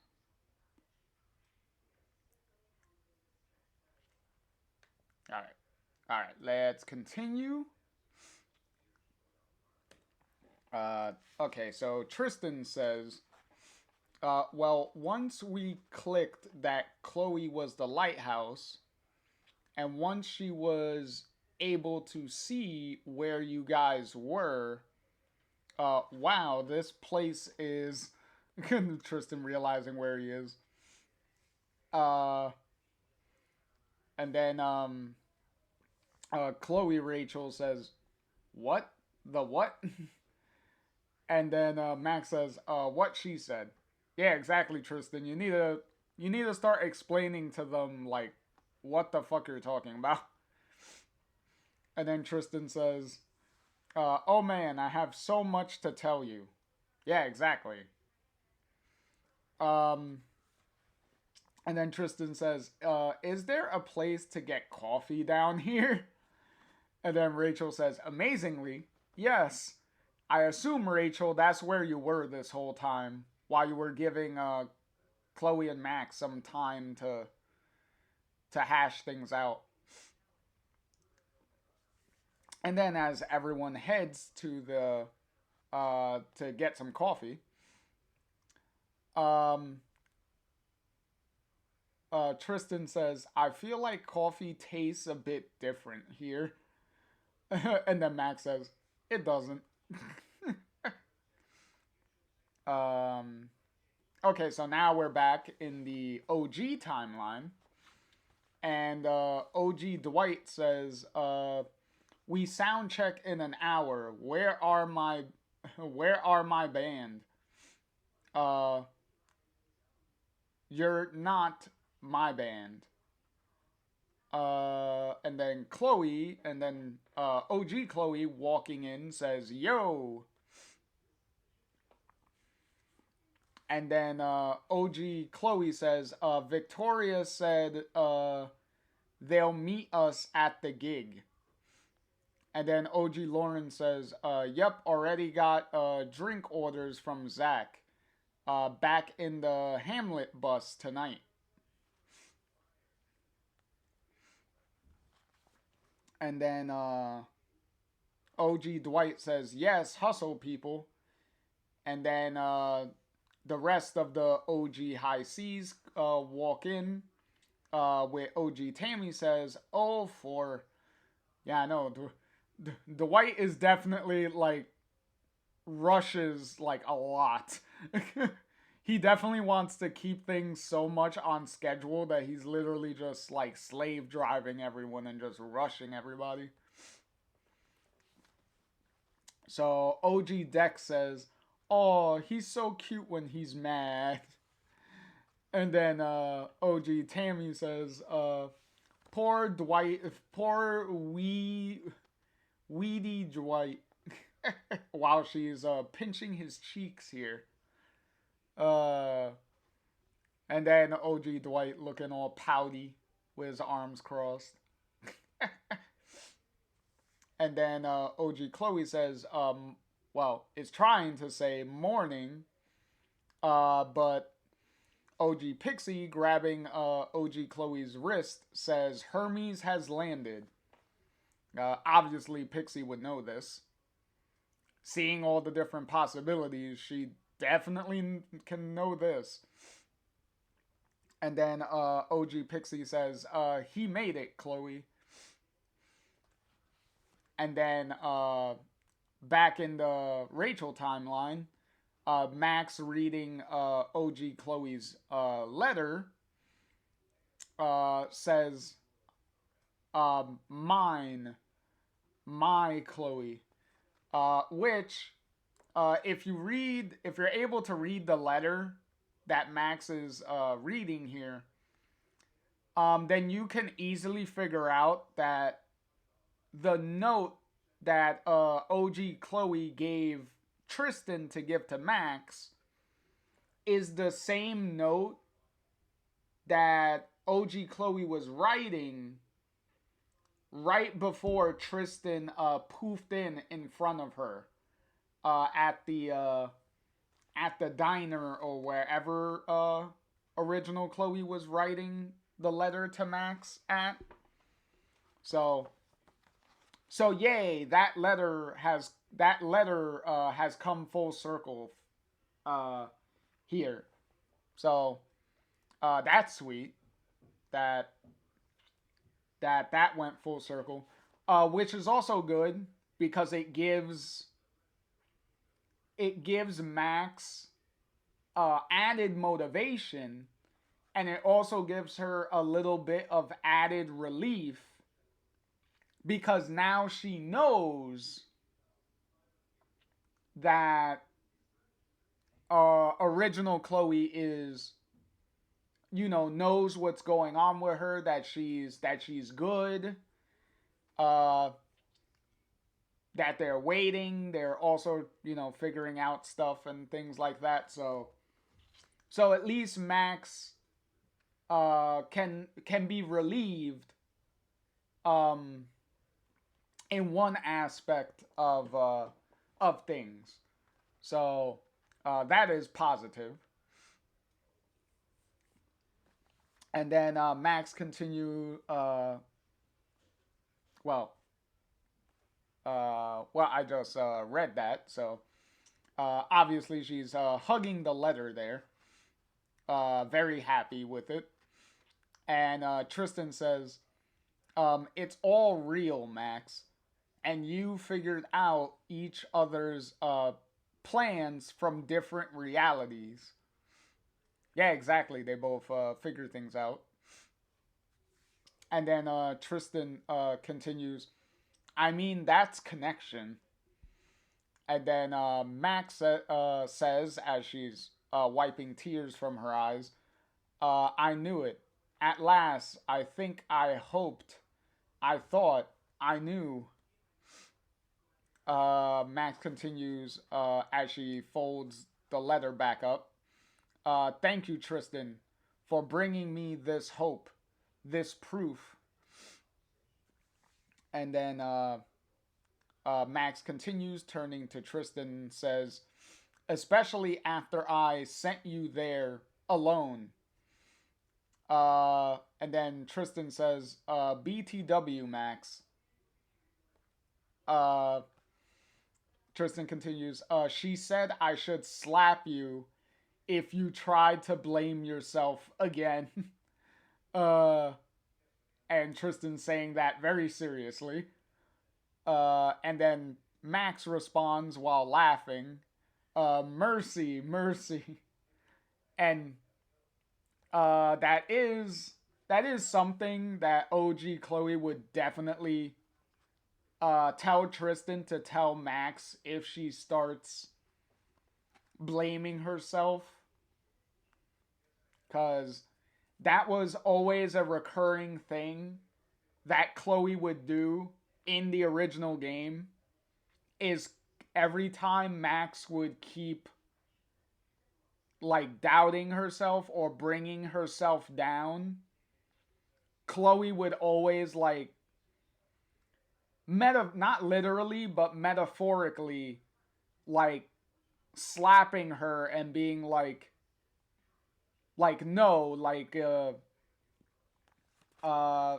trying to motivate her and bring and push her back up, and not and trying to get her to like, yo, stop bringing yourself down, type of thing. So we continue with this is Zach. This is Rachel Zach, yeah. So Rachel Zach says, uh, "Alas, poor Yorick. I knew him, Horatio." Uh, Rachel Zach continues, "A fellow of infinite jest, of most excellent fancy." And then uh, Rachel Zach continues, "Ahem, I said I knew him, Horatio. And then Rachel Lawrence, obviously distracted by looking at some of the other stuff in the store, says, "Oh, sorry." And then Rachel Lawrence says, "I'm wondering about sending gifts to my family in." And then Rachel Zach interrupts, "And I'm running lines. Are you Horatio or not?" And then Rachel Lawrence responds, "I play uh, uh,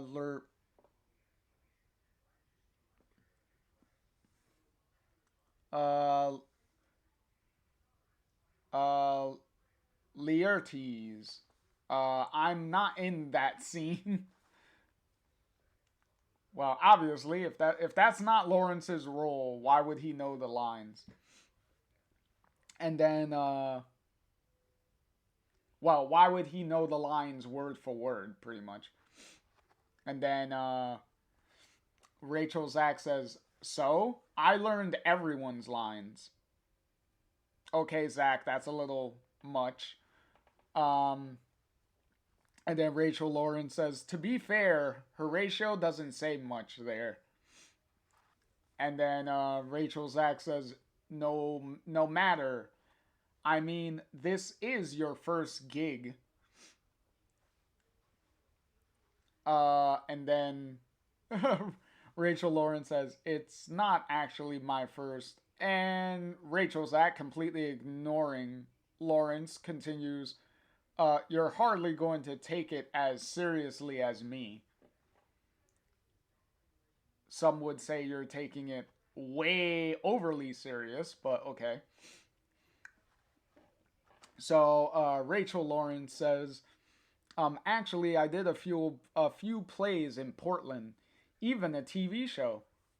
Oh well, that's nice for Lawrence. Go Lawrence. And then Rachel's Zach says, "You couldn't understand the burden of playing the Dane." And then obviously Rachel Lawrence, not even paying attention to what Zach is saying anymore, says, "This one's for my sister, maybe," while he's shopping for souvenirs. Uh, Rachel Zach continues to say, "It must be nice to be able to turn off, but I." And then the shopkeeper interrupts Rachel Zach and says, "Hey Hamlet, you better be buying poor Yorick there." So clearly the shopkeeper was listening to their conversation. And Zach, kind of taken aback, immediately kind of Looney Tunes himself right out the door. Like, he drops the skull, uh, his outfit that he was wearing, like, he just dumps it back on the clothes rack. He just Looney Tunes himself out the door. And then Rachel Lawrence says, "Zach, I mean Hamlet."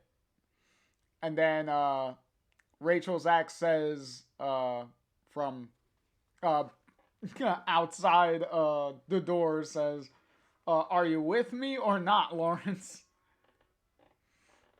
And then Rachel Lawrence says, but I wanted to buy some things." Yeah, I know. He wanted to buy souvenirs. And then as Rachel Lawrence is leaving, says, "Hey, Zach, wait for me. I..." And then Rachel Lawrence bumping into somebody. And then the lady says, "Hey." Oh, and the lady was Rachel Tammy. So Rachel Tammy says, "Pedestrian speed limit saves lives, man." And then Rachel Lawrence apologetically says, "Oh, I'm so sorry." And then we got the Rachel version of the high seas here. So Rachel Dwight says, that was a stranger in a hurry. And then Rachel Dex says, maybe this shop is really scary, as he's doing spooky hand gestures. And we also see Lawrence just running down the sidewalk there. Obviously after Zach. So Rachel Tammy says, I can't believe we get to play in New Orleans in the lead up to freaking Halloween. And then Rachel Dwight says, living the dream, mateys. And then Rachel Tammy says, hey, was Pixie meeting us here? And then Rachel Dex says, said she'd see us at soundcheck. She's meeting the Santa Monica trio for a coffee. And if anyone's wondering, Santa Monica trio obviously being Rachel, Chloe, and Max.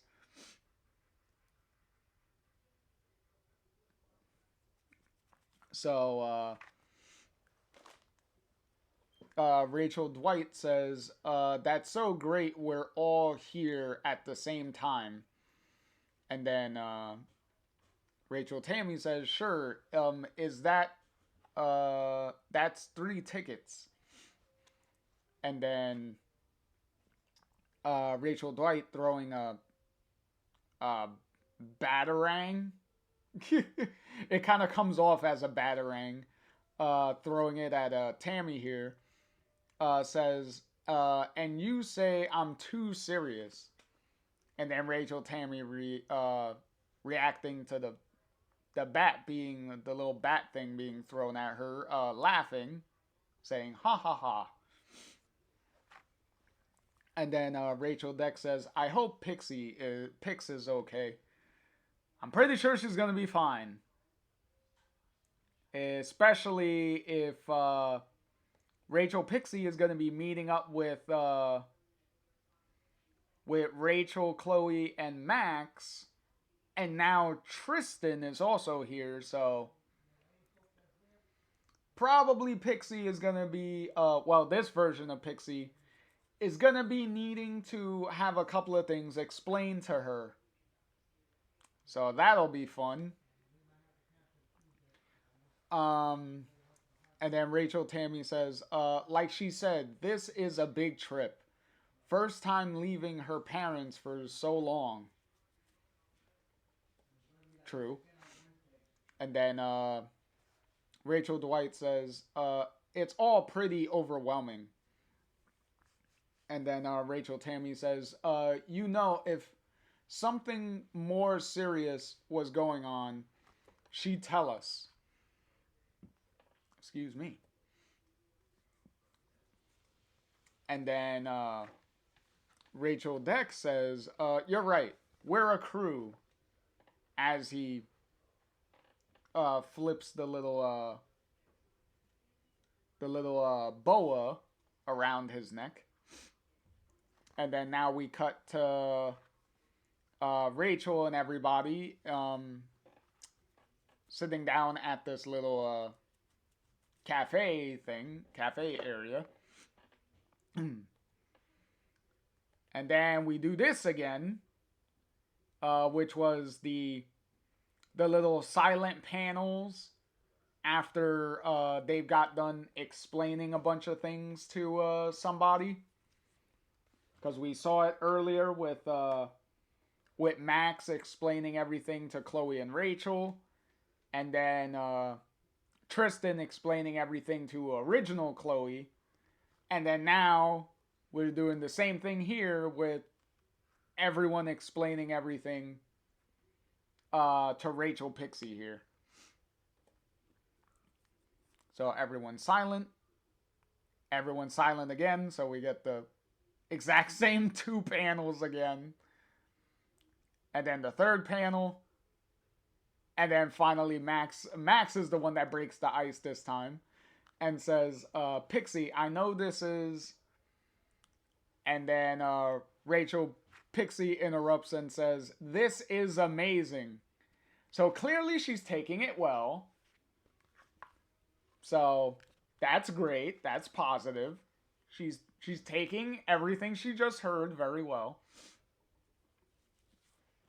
So Max says, a lot to, are you okay?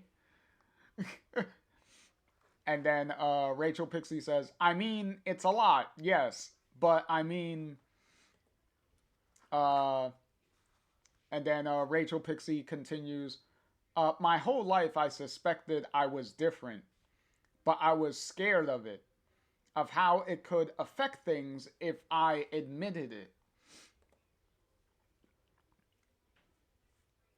And pretty much everyone just reacting with Max with the and then Rachel Chloe with the huh, and then Tristan with the eh, and then Rachel with the ha.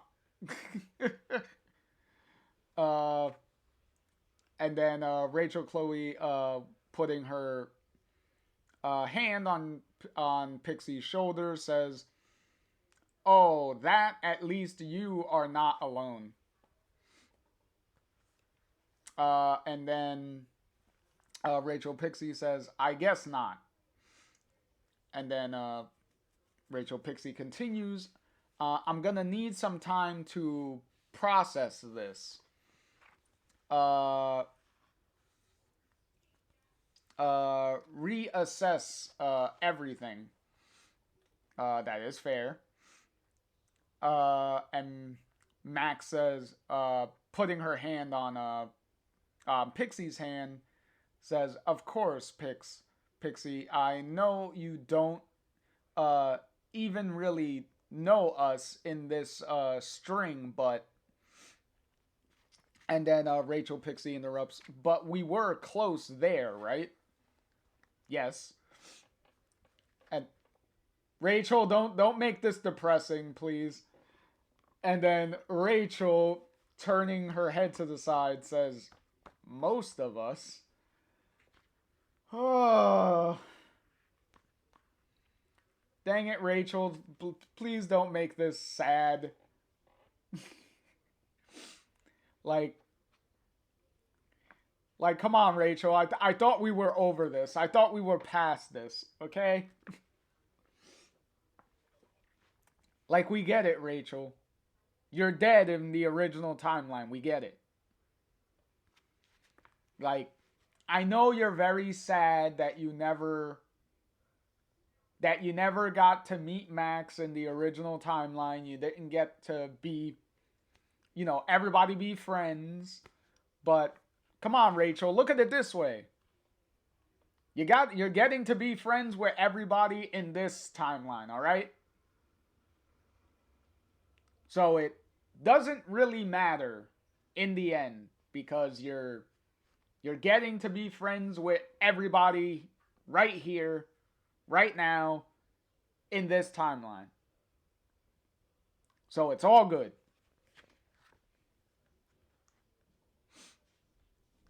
Which Tristan notices over here because Tristan's looking at her. So Rachel Pixie says, "So what does all this really mean?"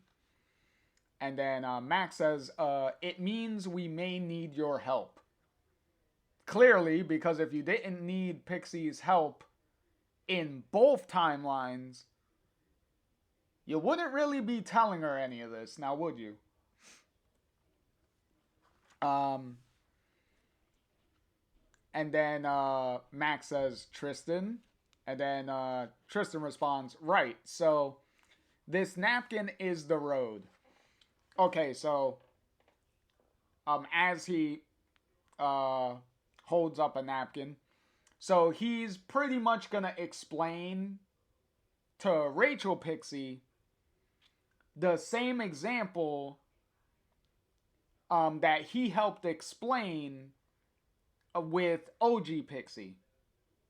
So Tristan's pretty much going to repeat the same thing to Rachel Pixie. So we pretty much moved past that. And then now we are back at the original timeline.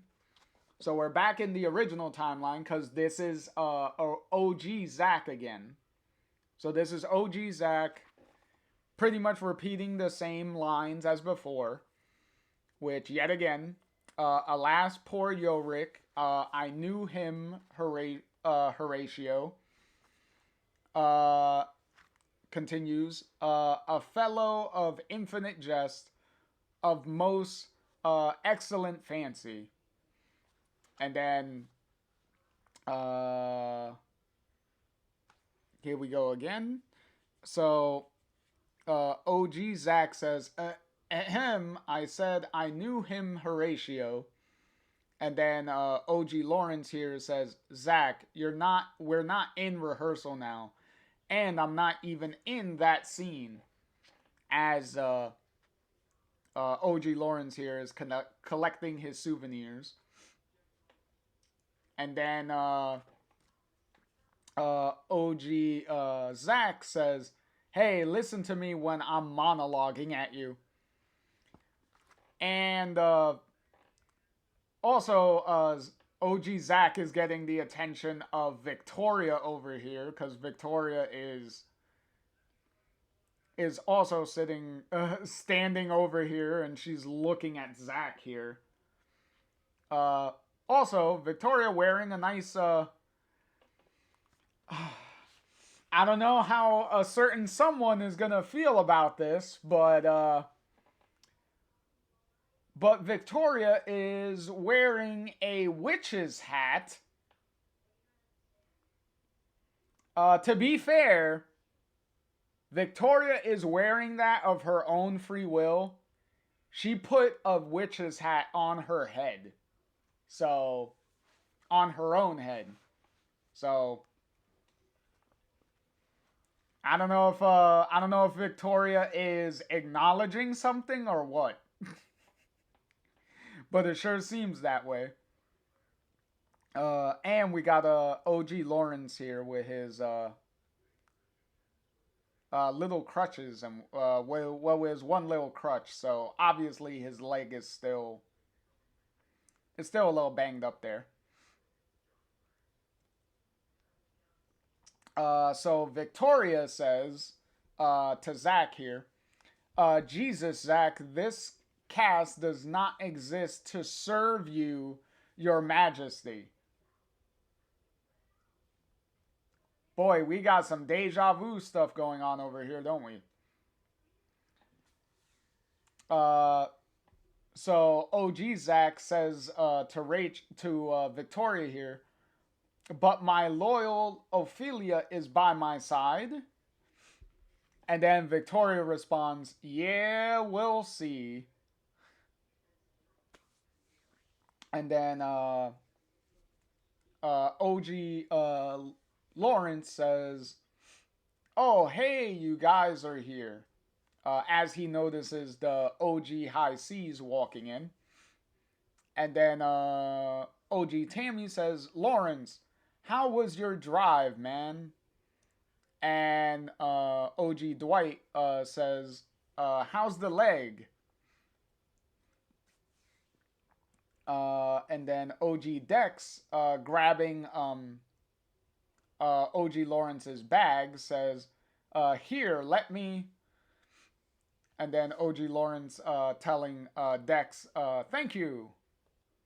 Helping him out carrying his things, carrying his bag of souvenirs. So OG Tammy says, where were you headed?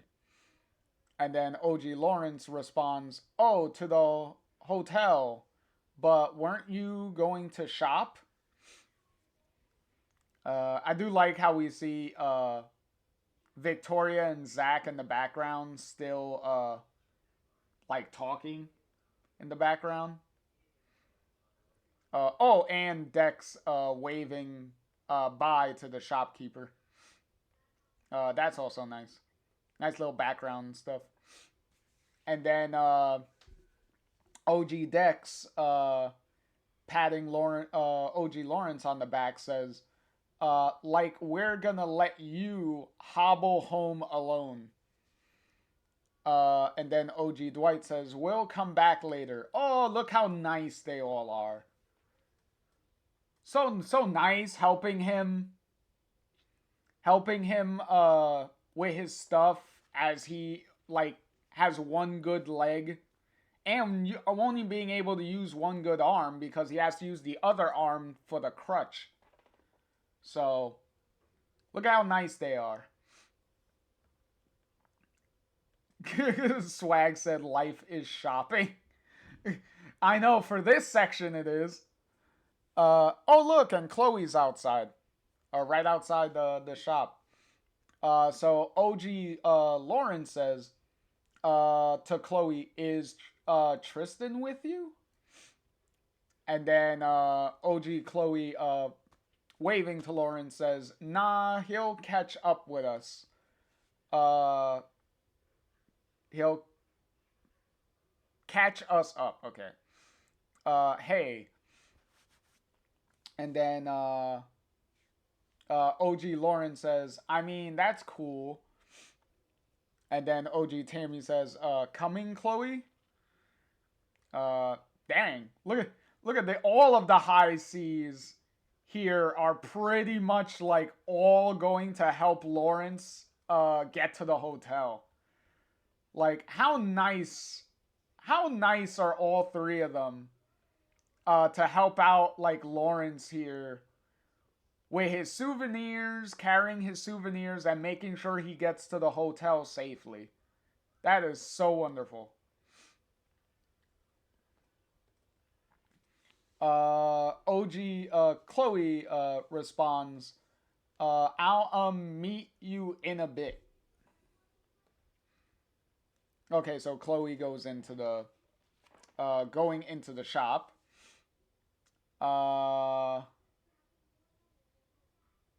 And then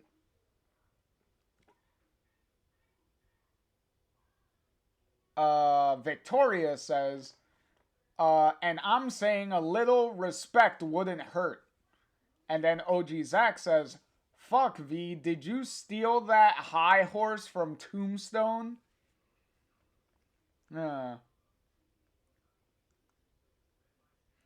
Swag said Chloe with the ripped skinny jeans with a ponytail.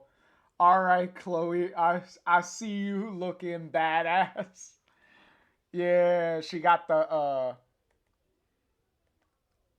yeah, she got the stuff. Look at that.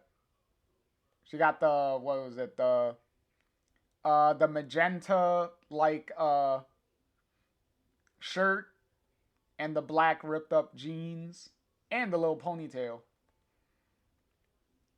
Okay, so now we're in the middle of this argument between Zach and Victoria here. So Victoria says, yeah, the elevation gives me a better view of you. And then OG Zach says, and what exactly are you seeing? And then OG Chloe, getting in the middle of this this argument, says, may I butt in? And then OG Zach says, blue-haired, I mean Chloe. And then Victoria says, Chloe, I didn't know why you're here. I don't know why you're here, but perfect timing. And then, so Chloe and Victoria leave Zach by himself, and both of them just start walking and talking here down the street. So Victoria says to Chloe, so you're with the band? I get it now. Saw the posters. And then OG Chloe says, yep, so I guess we're all headed for the same festival. As they continue walking. OG Chloe says, including your charming Hamlet. And then Victoria, laughing, says, he's a great actor. And he has his moments, honest. And then original Chloe, OG Chloe, sarcastically says, "I'll believe that when I see it." And then Victoria says, "I'm actually glad I got to see you again." And then OG Chloe says, "Oh, yeah?" And then Victoria says, "This tour is a fun escape, but I'm no pro. At some point, I need to go back to real life." And then OG Chloe says, "Right." And then Victoria continues to say, "So I kind of took over my parents' gallery after, you know, after the tornado." And then OG Chloe says, oh yeah?" And then OG Chloe continues to say, "I'm so sorry for your." And then Victoria interrupting says, "Whatever, that's not the point." Victoria continues, "Since it all went down, I've had press hounding me, asking for the Bunker Girl story. It's not really a story I want to tell." Okay, so giving a little insight to what Victoria's been dealing with since the events of the original game. Victoria continues as they continue to walk down the street here. But there are other stories, better stories. I have a gallery, and Max, I know she took like 1 million photos back in Blackwell."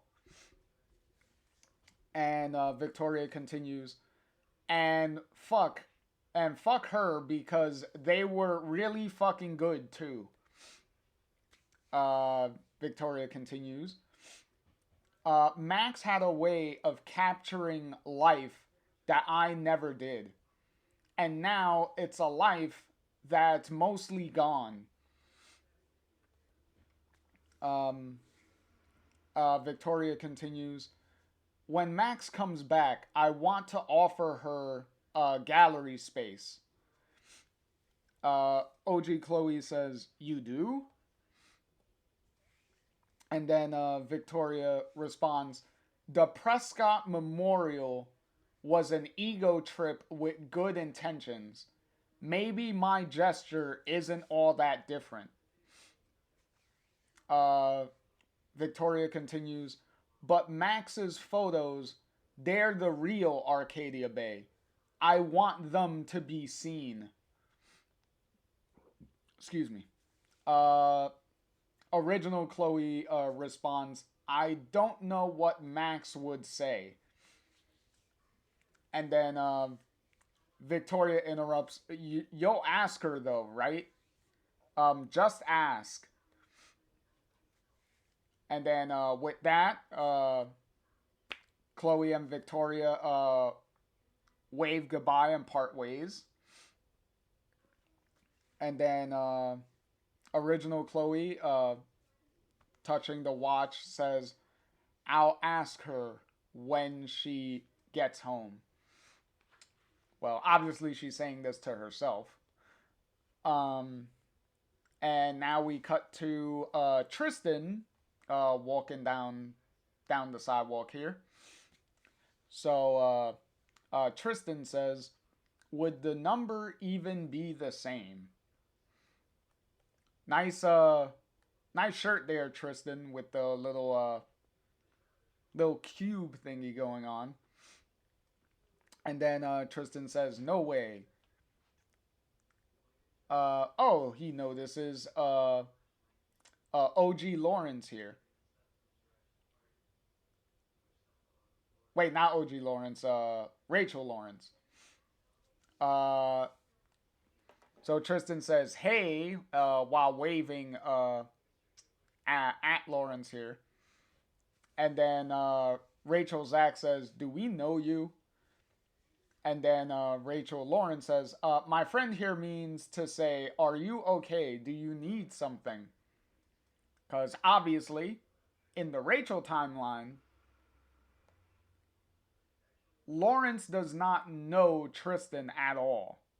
Like, they never actually met. So,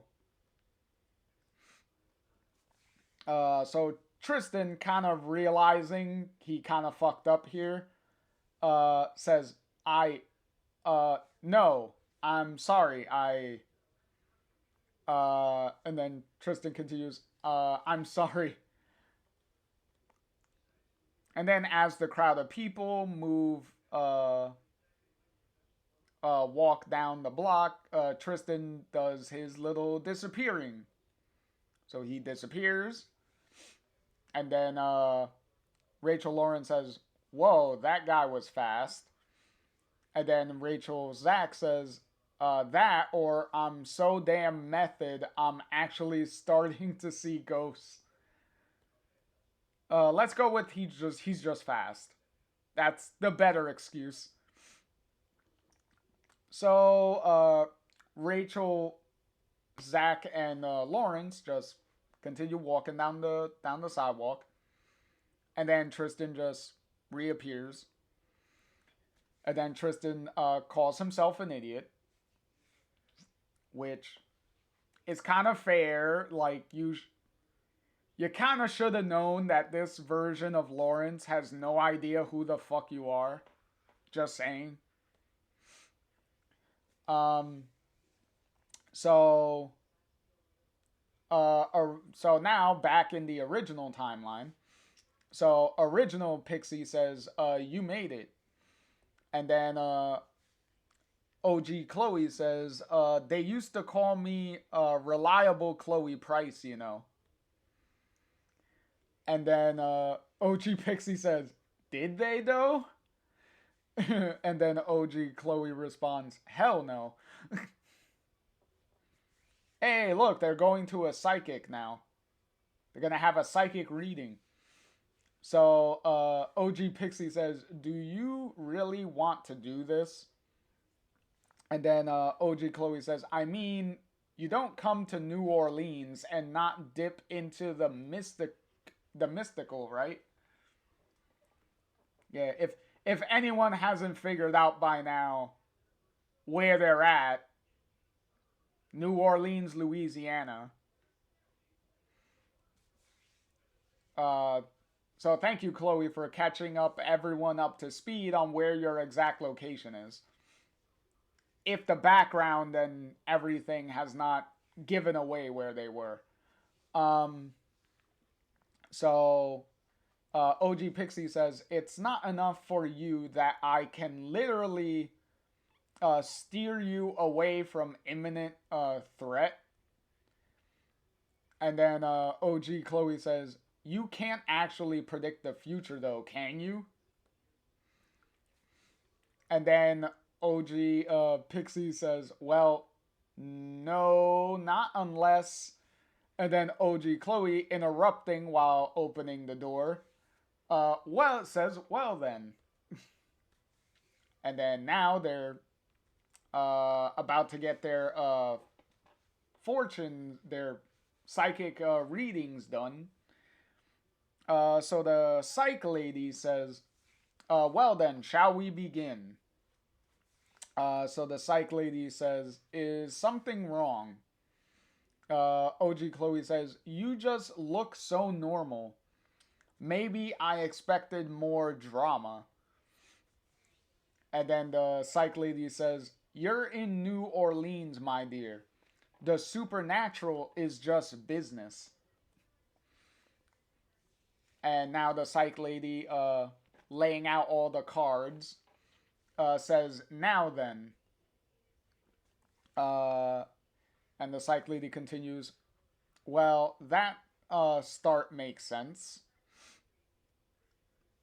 And the psych lady, getting serious, thinking, says,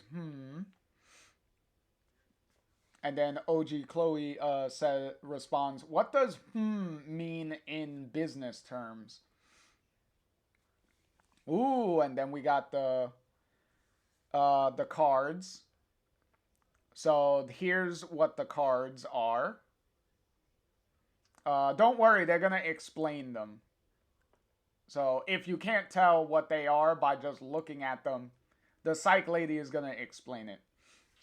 So the psych lady says, the upright tower can herald a storm, but the upright star suggests this storm may mean a new beginning.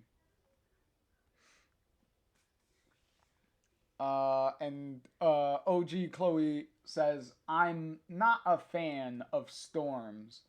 You sure you're not reading my past instead of my future? And then the psych lady says, metaphorical. You're in Louisiana. We don't talk lightly about storms. That's a very obvious Katrina reference on that one. OG Chloe kind of embarrassingly says, sorry. And what about the fool? Which also Pixie is also kind of embarrassed because she's also blushing there. So the psychic continues, the reversed fool, yes. Someone is going to do something reckless. And who is that someone gonna do something reckless? Interesting. Okay, so now back at the Rachel in the Rachel timeline. Max says, once upon a time, I sat at a table with my Chloe, and we tested my powers. I remember that, Max. At the Two Whales Diner, we did those two tests with what's in Chloe's pockets, and then telling her the events in the diner that are gonna happen. Um, and then Pixie responds, and I guess now. And then Max says, were you guys going to the parade soon? As both Rachel and Rachel Chloe are getting ready to go to this parade. So Rachel Chloe says, we get it, Max. Get the fuck out so I can get weird. Chloe, that kind of comes off in a couple of different ways when you say, so you can get weird. Plus, Chloe, I don't know if Pixie swings that way. So, and also Max has been extremely faithful through this whole story, so I don't think Max is going to technically get weird with anybody. Just saying. Yes, I know she's referring to her powers testing, but but considering we've had the long-running joke throughout the original game of both Max and Chloe kind of expressing like their fantasies and their fetishes out loud to like pretty often, we might as well bring that full circle back again over here. So Max a little embarrassingly says, I mean, you can stay if. And then as Chloe and Rachel are already ready and they're leaving, Rachel Chloe says, tempting as the offer to sit in Gladys all night is, we're hitting the carnival streets with the rest of the high seas. Yes, exactly. You two enjoy a nice night on the town. So Rachel says, have fun, you crazy kids. And Rachel Chloe says, play nice with the fabric of the universe now. I like how Rachel just proving my point that her role in this story is literally to be the mom of the group. Cause that is so much of a mom line that it's adorable. With Rachel saying, "Have fun, you crazy kids." Like, Jesus Christ, that is such an obvious mom line. Oh, I love it. I love it. I love it so much.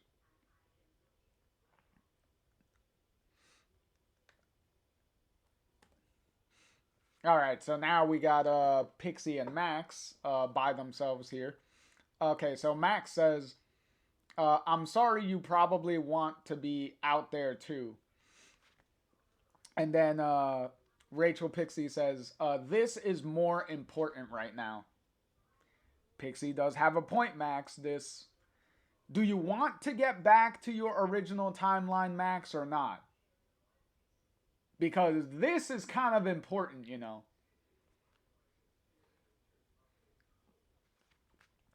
So Rachel Pixie continues to say, I haven't figured out yet how I even handle this with the crew.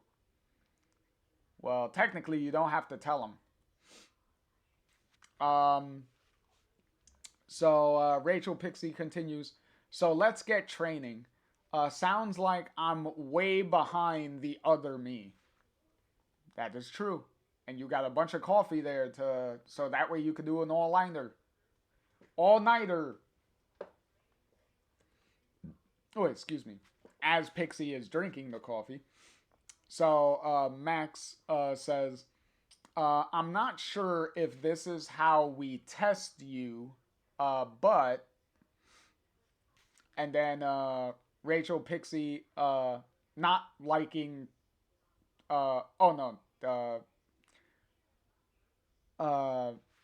Rachel Pixie says, blah, that coffee is stone cold.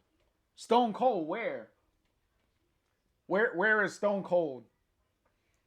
You better be careful, Pixie. If Stone Cold's around, you're probably gonna get a stunner. Um, and that'll be the least of your worries besides Stone Cold coffee. So Max says, "Oh, sorry, I should have said." And then as Max is getting up, with her hand on the table, she says, "Sorry, let me fix you a new one." And then uh, Rachel Pixie says, "You don't need to really." And somebody knocking the table, and the cup of coffee falls over because somebody knocked the table, and it spills all over Pixie here. Max says, I'm so sorry. Okay, so Max was the one that that hit the table a little too hard to knock over the coffee. And then Rachel Pixie says, cold. Yeah, I'm pretty sure that is cold. Because you said it was. So, and then Max says, stuff like that is exactly what I shouldn't be doing. And then Rachel Pixie says, huh, Max? Oh, look, she rewound the coffee, so it's not spilled on Pixie here. But also, since the coffee is back in the cup, it seems like the coffee is hot now. Because there's steam coming from that cup. And then Max, sitting back down, says, huh? And then Rachel Pixie, touching the hot cup of coffee now, says, "This coffee is hot, really hot." And then Rachel Pixie continues, "But we're not back in time. I remember it being cold." And then Max, uh, in shock, realizing, says, "What the?"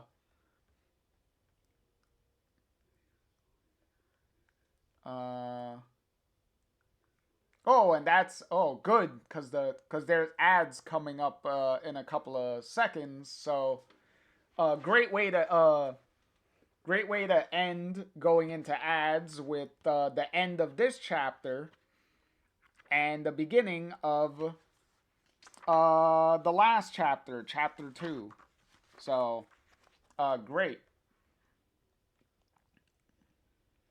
So obviously, so this cover is pretty sweet. We have Victoria in this cover. So Victoria gets a cover here. I do like the colors and everything in this one. This one's really good. Max and Chloe running and stuff. Uh, the psychic reading cards there. The blue butterfly inside the snow globe. All really good. Really good stuff. Good credit to Veronica Fish, who did this cover. And with that, ads are going to be starting in a couple of seconds. So we'll take a little bit of a break. And then we will continue on to chapter 2. Right after the break.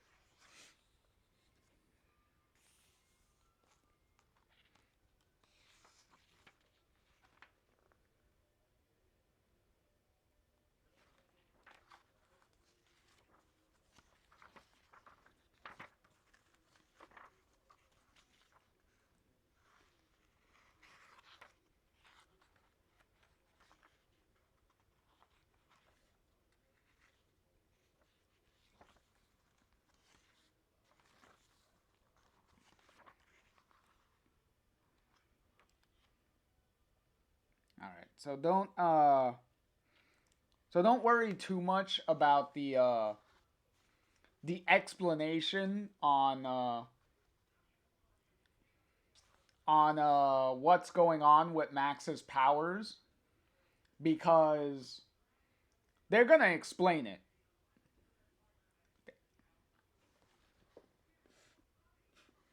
Well, Max is going to explain it a little later in chapter 2. So I would explain it now, but Max is going to explain it within the story anyway, so I'll just let her explain it later in the chapter. And then I'll just elaborate on it once Max does.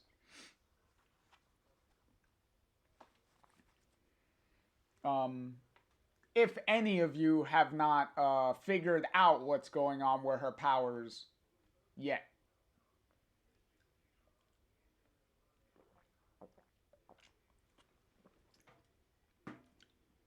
Before Max says what's going on with her powers,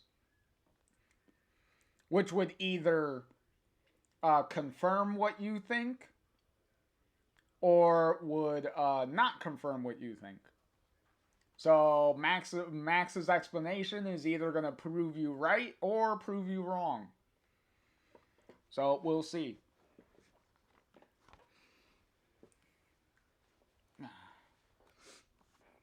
Do do do do. All right, what we got here?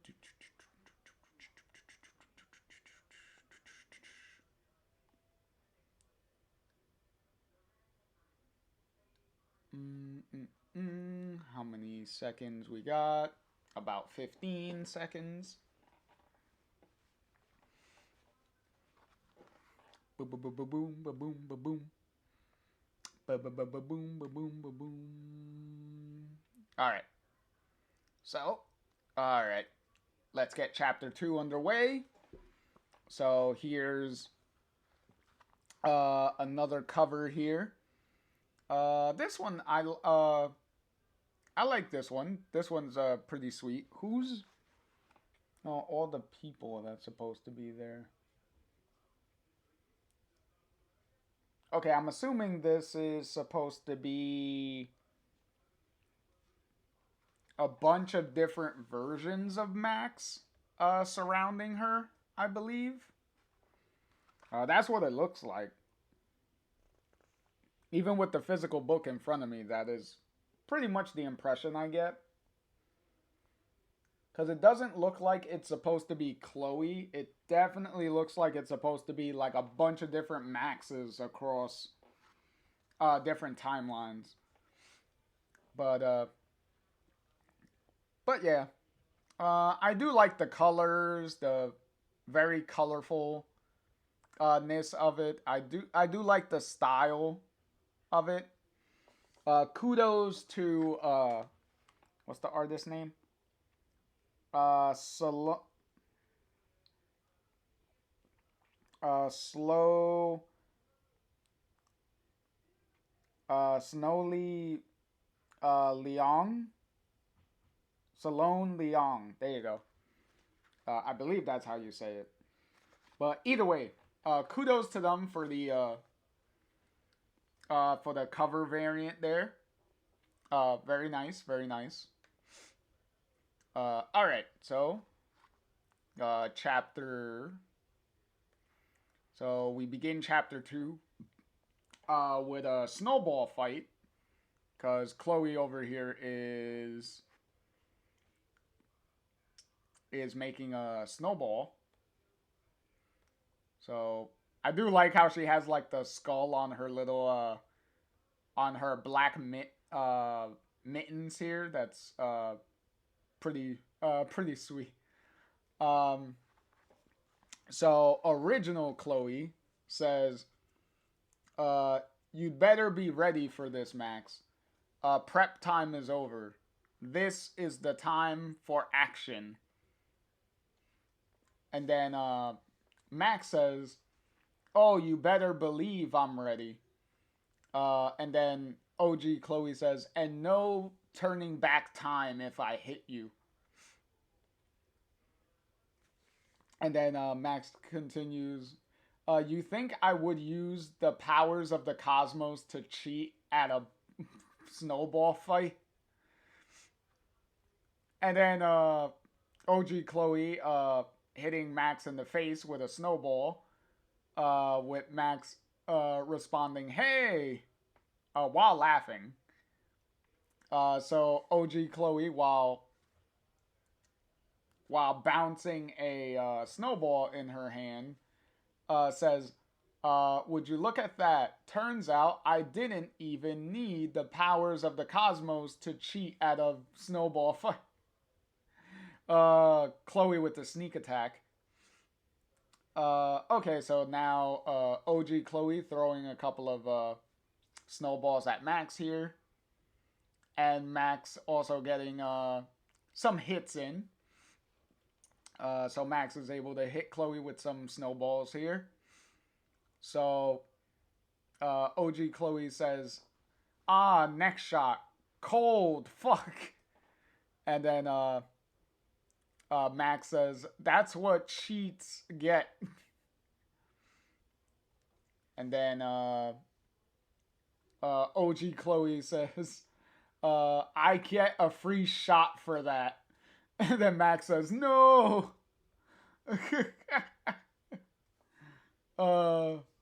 Swag said, "Fuck him up, Max. Throw that damn snowball."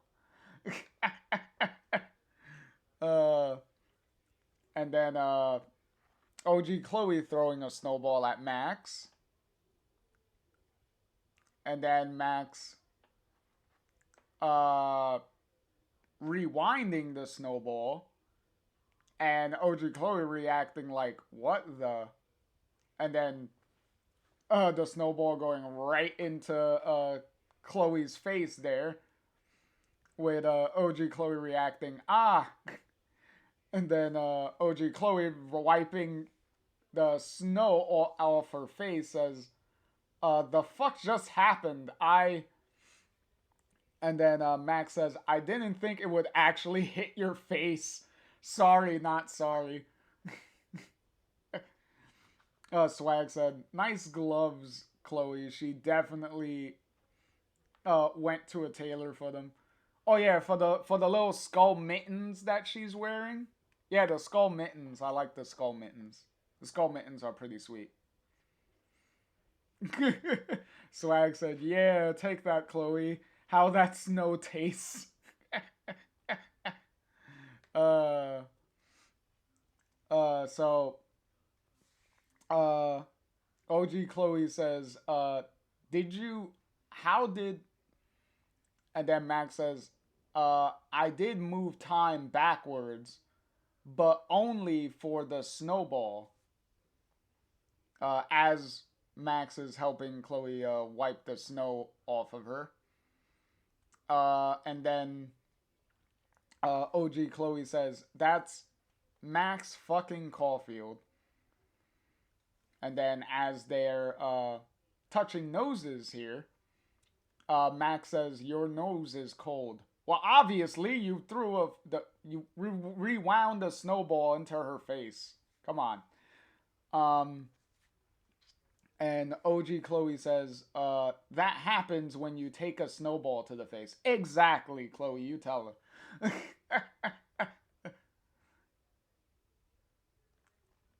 Swag said, what the fuck is the pink background?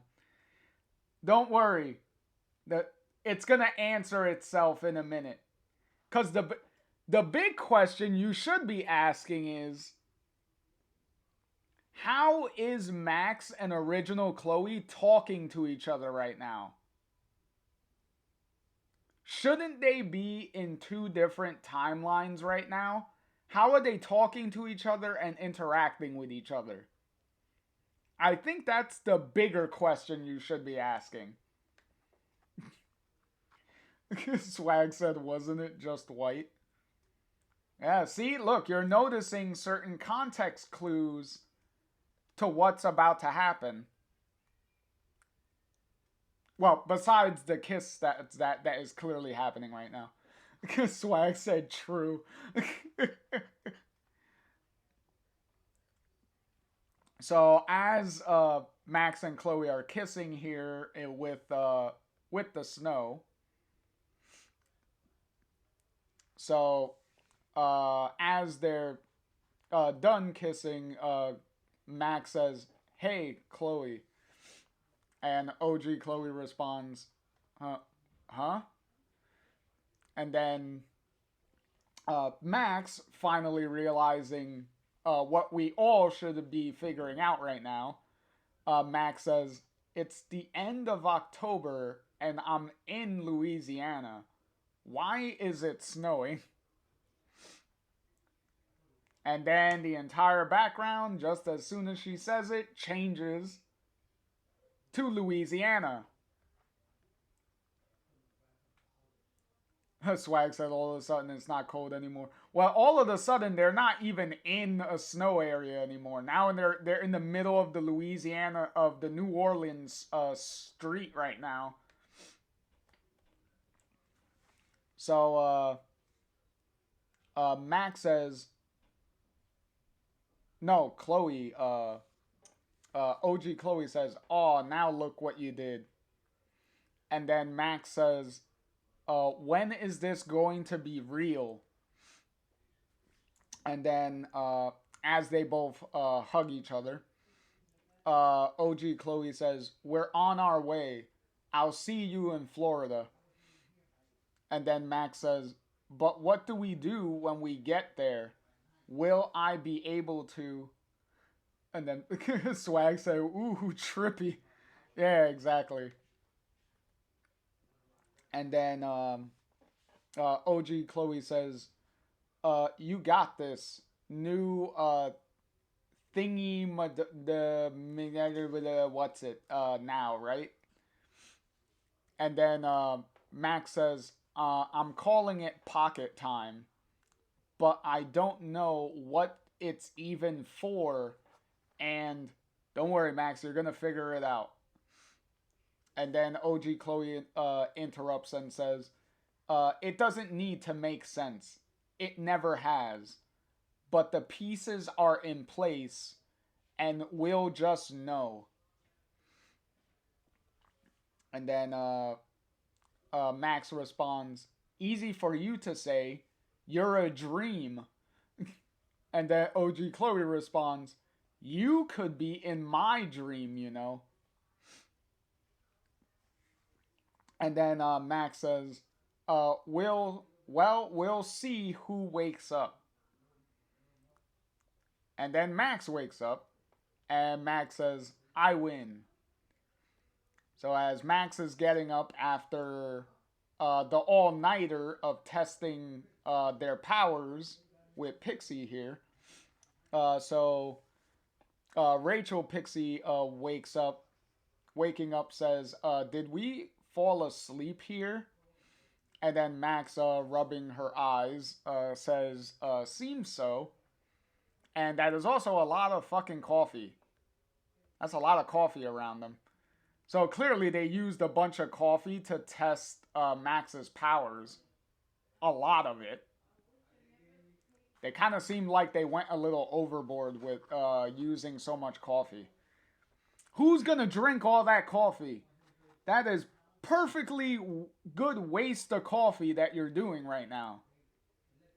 Like, Jesus. That's a waste. So, Rachel Pixie says, look at all these drinks sleeping here. This could have gone badly. Yeah, I know. You could have knocked over all that coffee and it all could have spilled all over the place. So as Rachel Pixie is checking her phone, she says, oh yeah, there it is. Yep. It did go badly here. Well, there. And then Rachel Pixie says, that one was bad too. And Rachel Pixie continues, how did Chloe and Rachel not wake us up coming home? And then Max, looking outside the window, says, because they're passed out on the grass outside. Well, it seems like those two partied a little hard and ended up passing out on the grass outside. That's funny. And then Rachel Pixie says, oh my gosh, are they okay? And then as Max is getting ready to go outside the van, says, they're gonna suffer for it today, but I think they are fine. And then as Max and Pixie are getting out of the van, Rachel Pixie says, as she's putting on her sneakers, hey Max, don't suppose you could heat this one up for me? And then Max responds, Pixie, I'm not a microwave. And then Rachel Pixie says, I know that. I mean, you're way better for the environment, for starters. And then Rachel Pixie continues, oh boy, these kids, huh? And then Max says, that coffee won't be going to waste. Exactly. Look at it. You could give some of that to Rachel and Chloe. They're probably going to need it. They might be dealing with hangovers right now.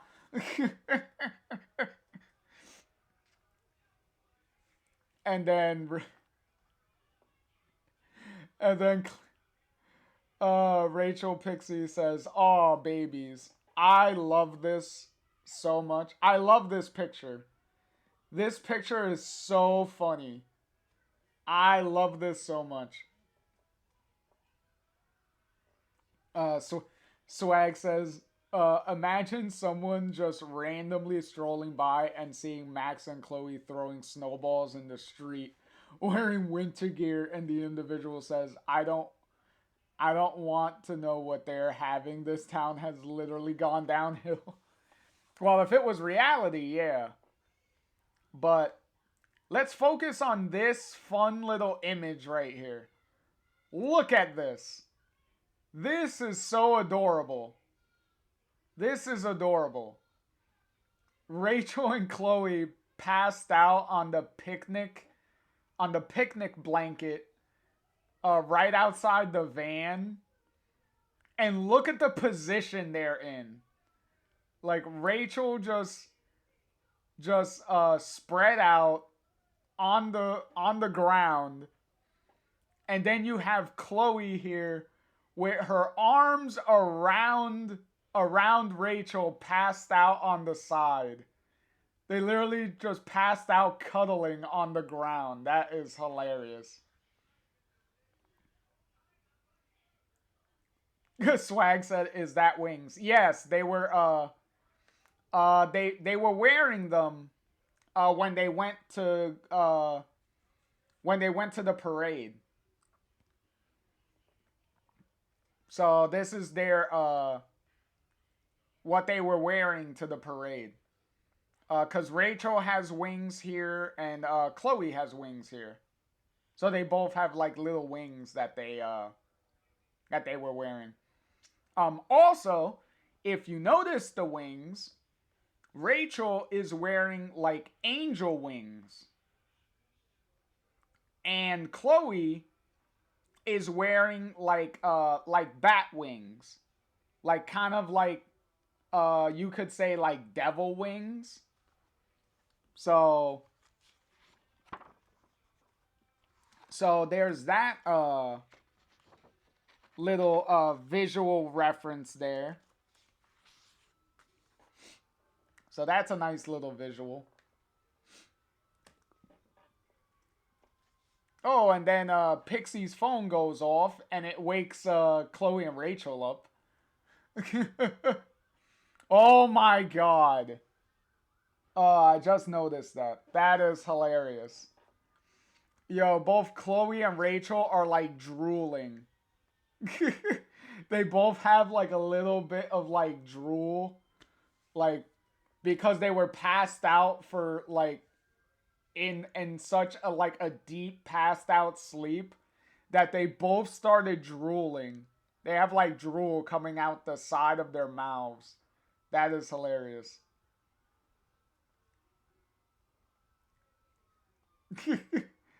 Yeah, Swag said they took their shoes off and everything. Yeah, they both have their shoes off. Well, at least Rachel does. We can see Rachel has her shoes off. But in any case, Rachel Pixie says E because she's realizing her phone's going off. And Rachel Chloe waking up is like, what happened? So as Pixie over there is answering her phone off to the side, so Rachel Chloe says, "Oh my fucking god, it's cold." Well, you are outside. Of course, it's gonna be cold. Which Max also says. Max says, "Well, if you will choose to sleep outside." And then Rachel says, "We wanted to look at the stars." And then Rachel Chloe says, "Oh yeah, we did." Yes, girls, I'm pretty sure you two were looking up at the stars this whole time. I'm sure. And then Max, kneeling down, says, "Did you see many?" And then Rachel Chloe responds, "No idea. I fell asleep." And then Max handing Rachel Chloe some the cup of coffee, with Rachel Chloe saying, that for me?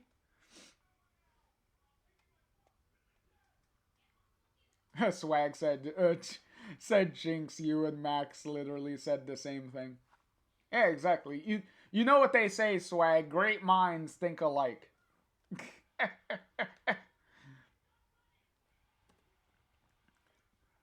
Okay, so Pixie off her phone call. So Rachel Pixie says, duty calls. I gotta get to rehearsals. And then Max responds, oh, of course. And then Rachel Chloe says, cold. All around me is cold. Okay, so clearly the coffee's cold. So Max says, we should get you guys inside to warm up, huh? And then Max making the coffee hot again.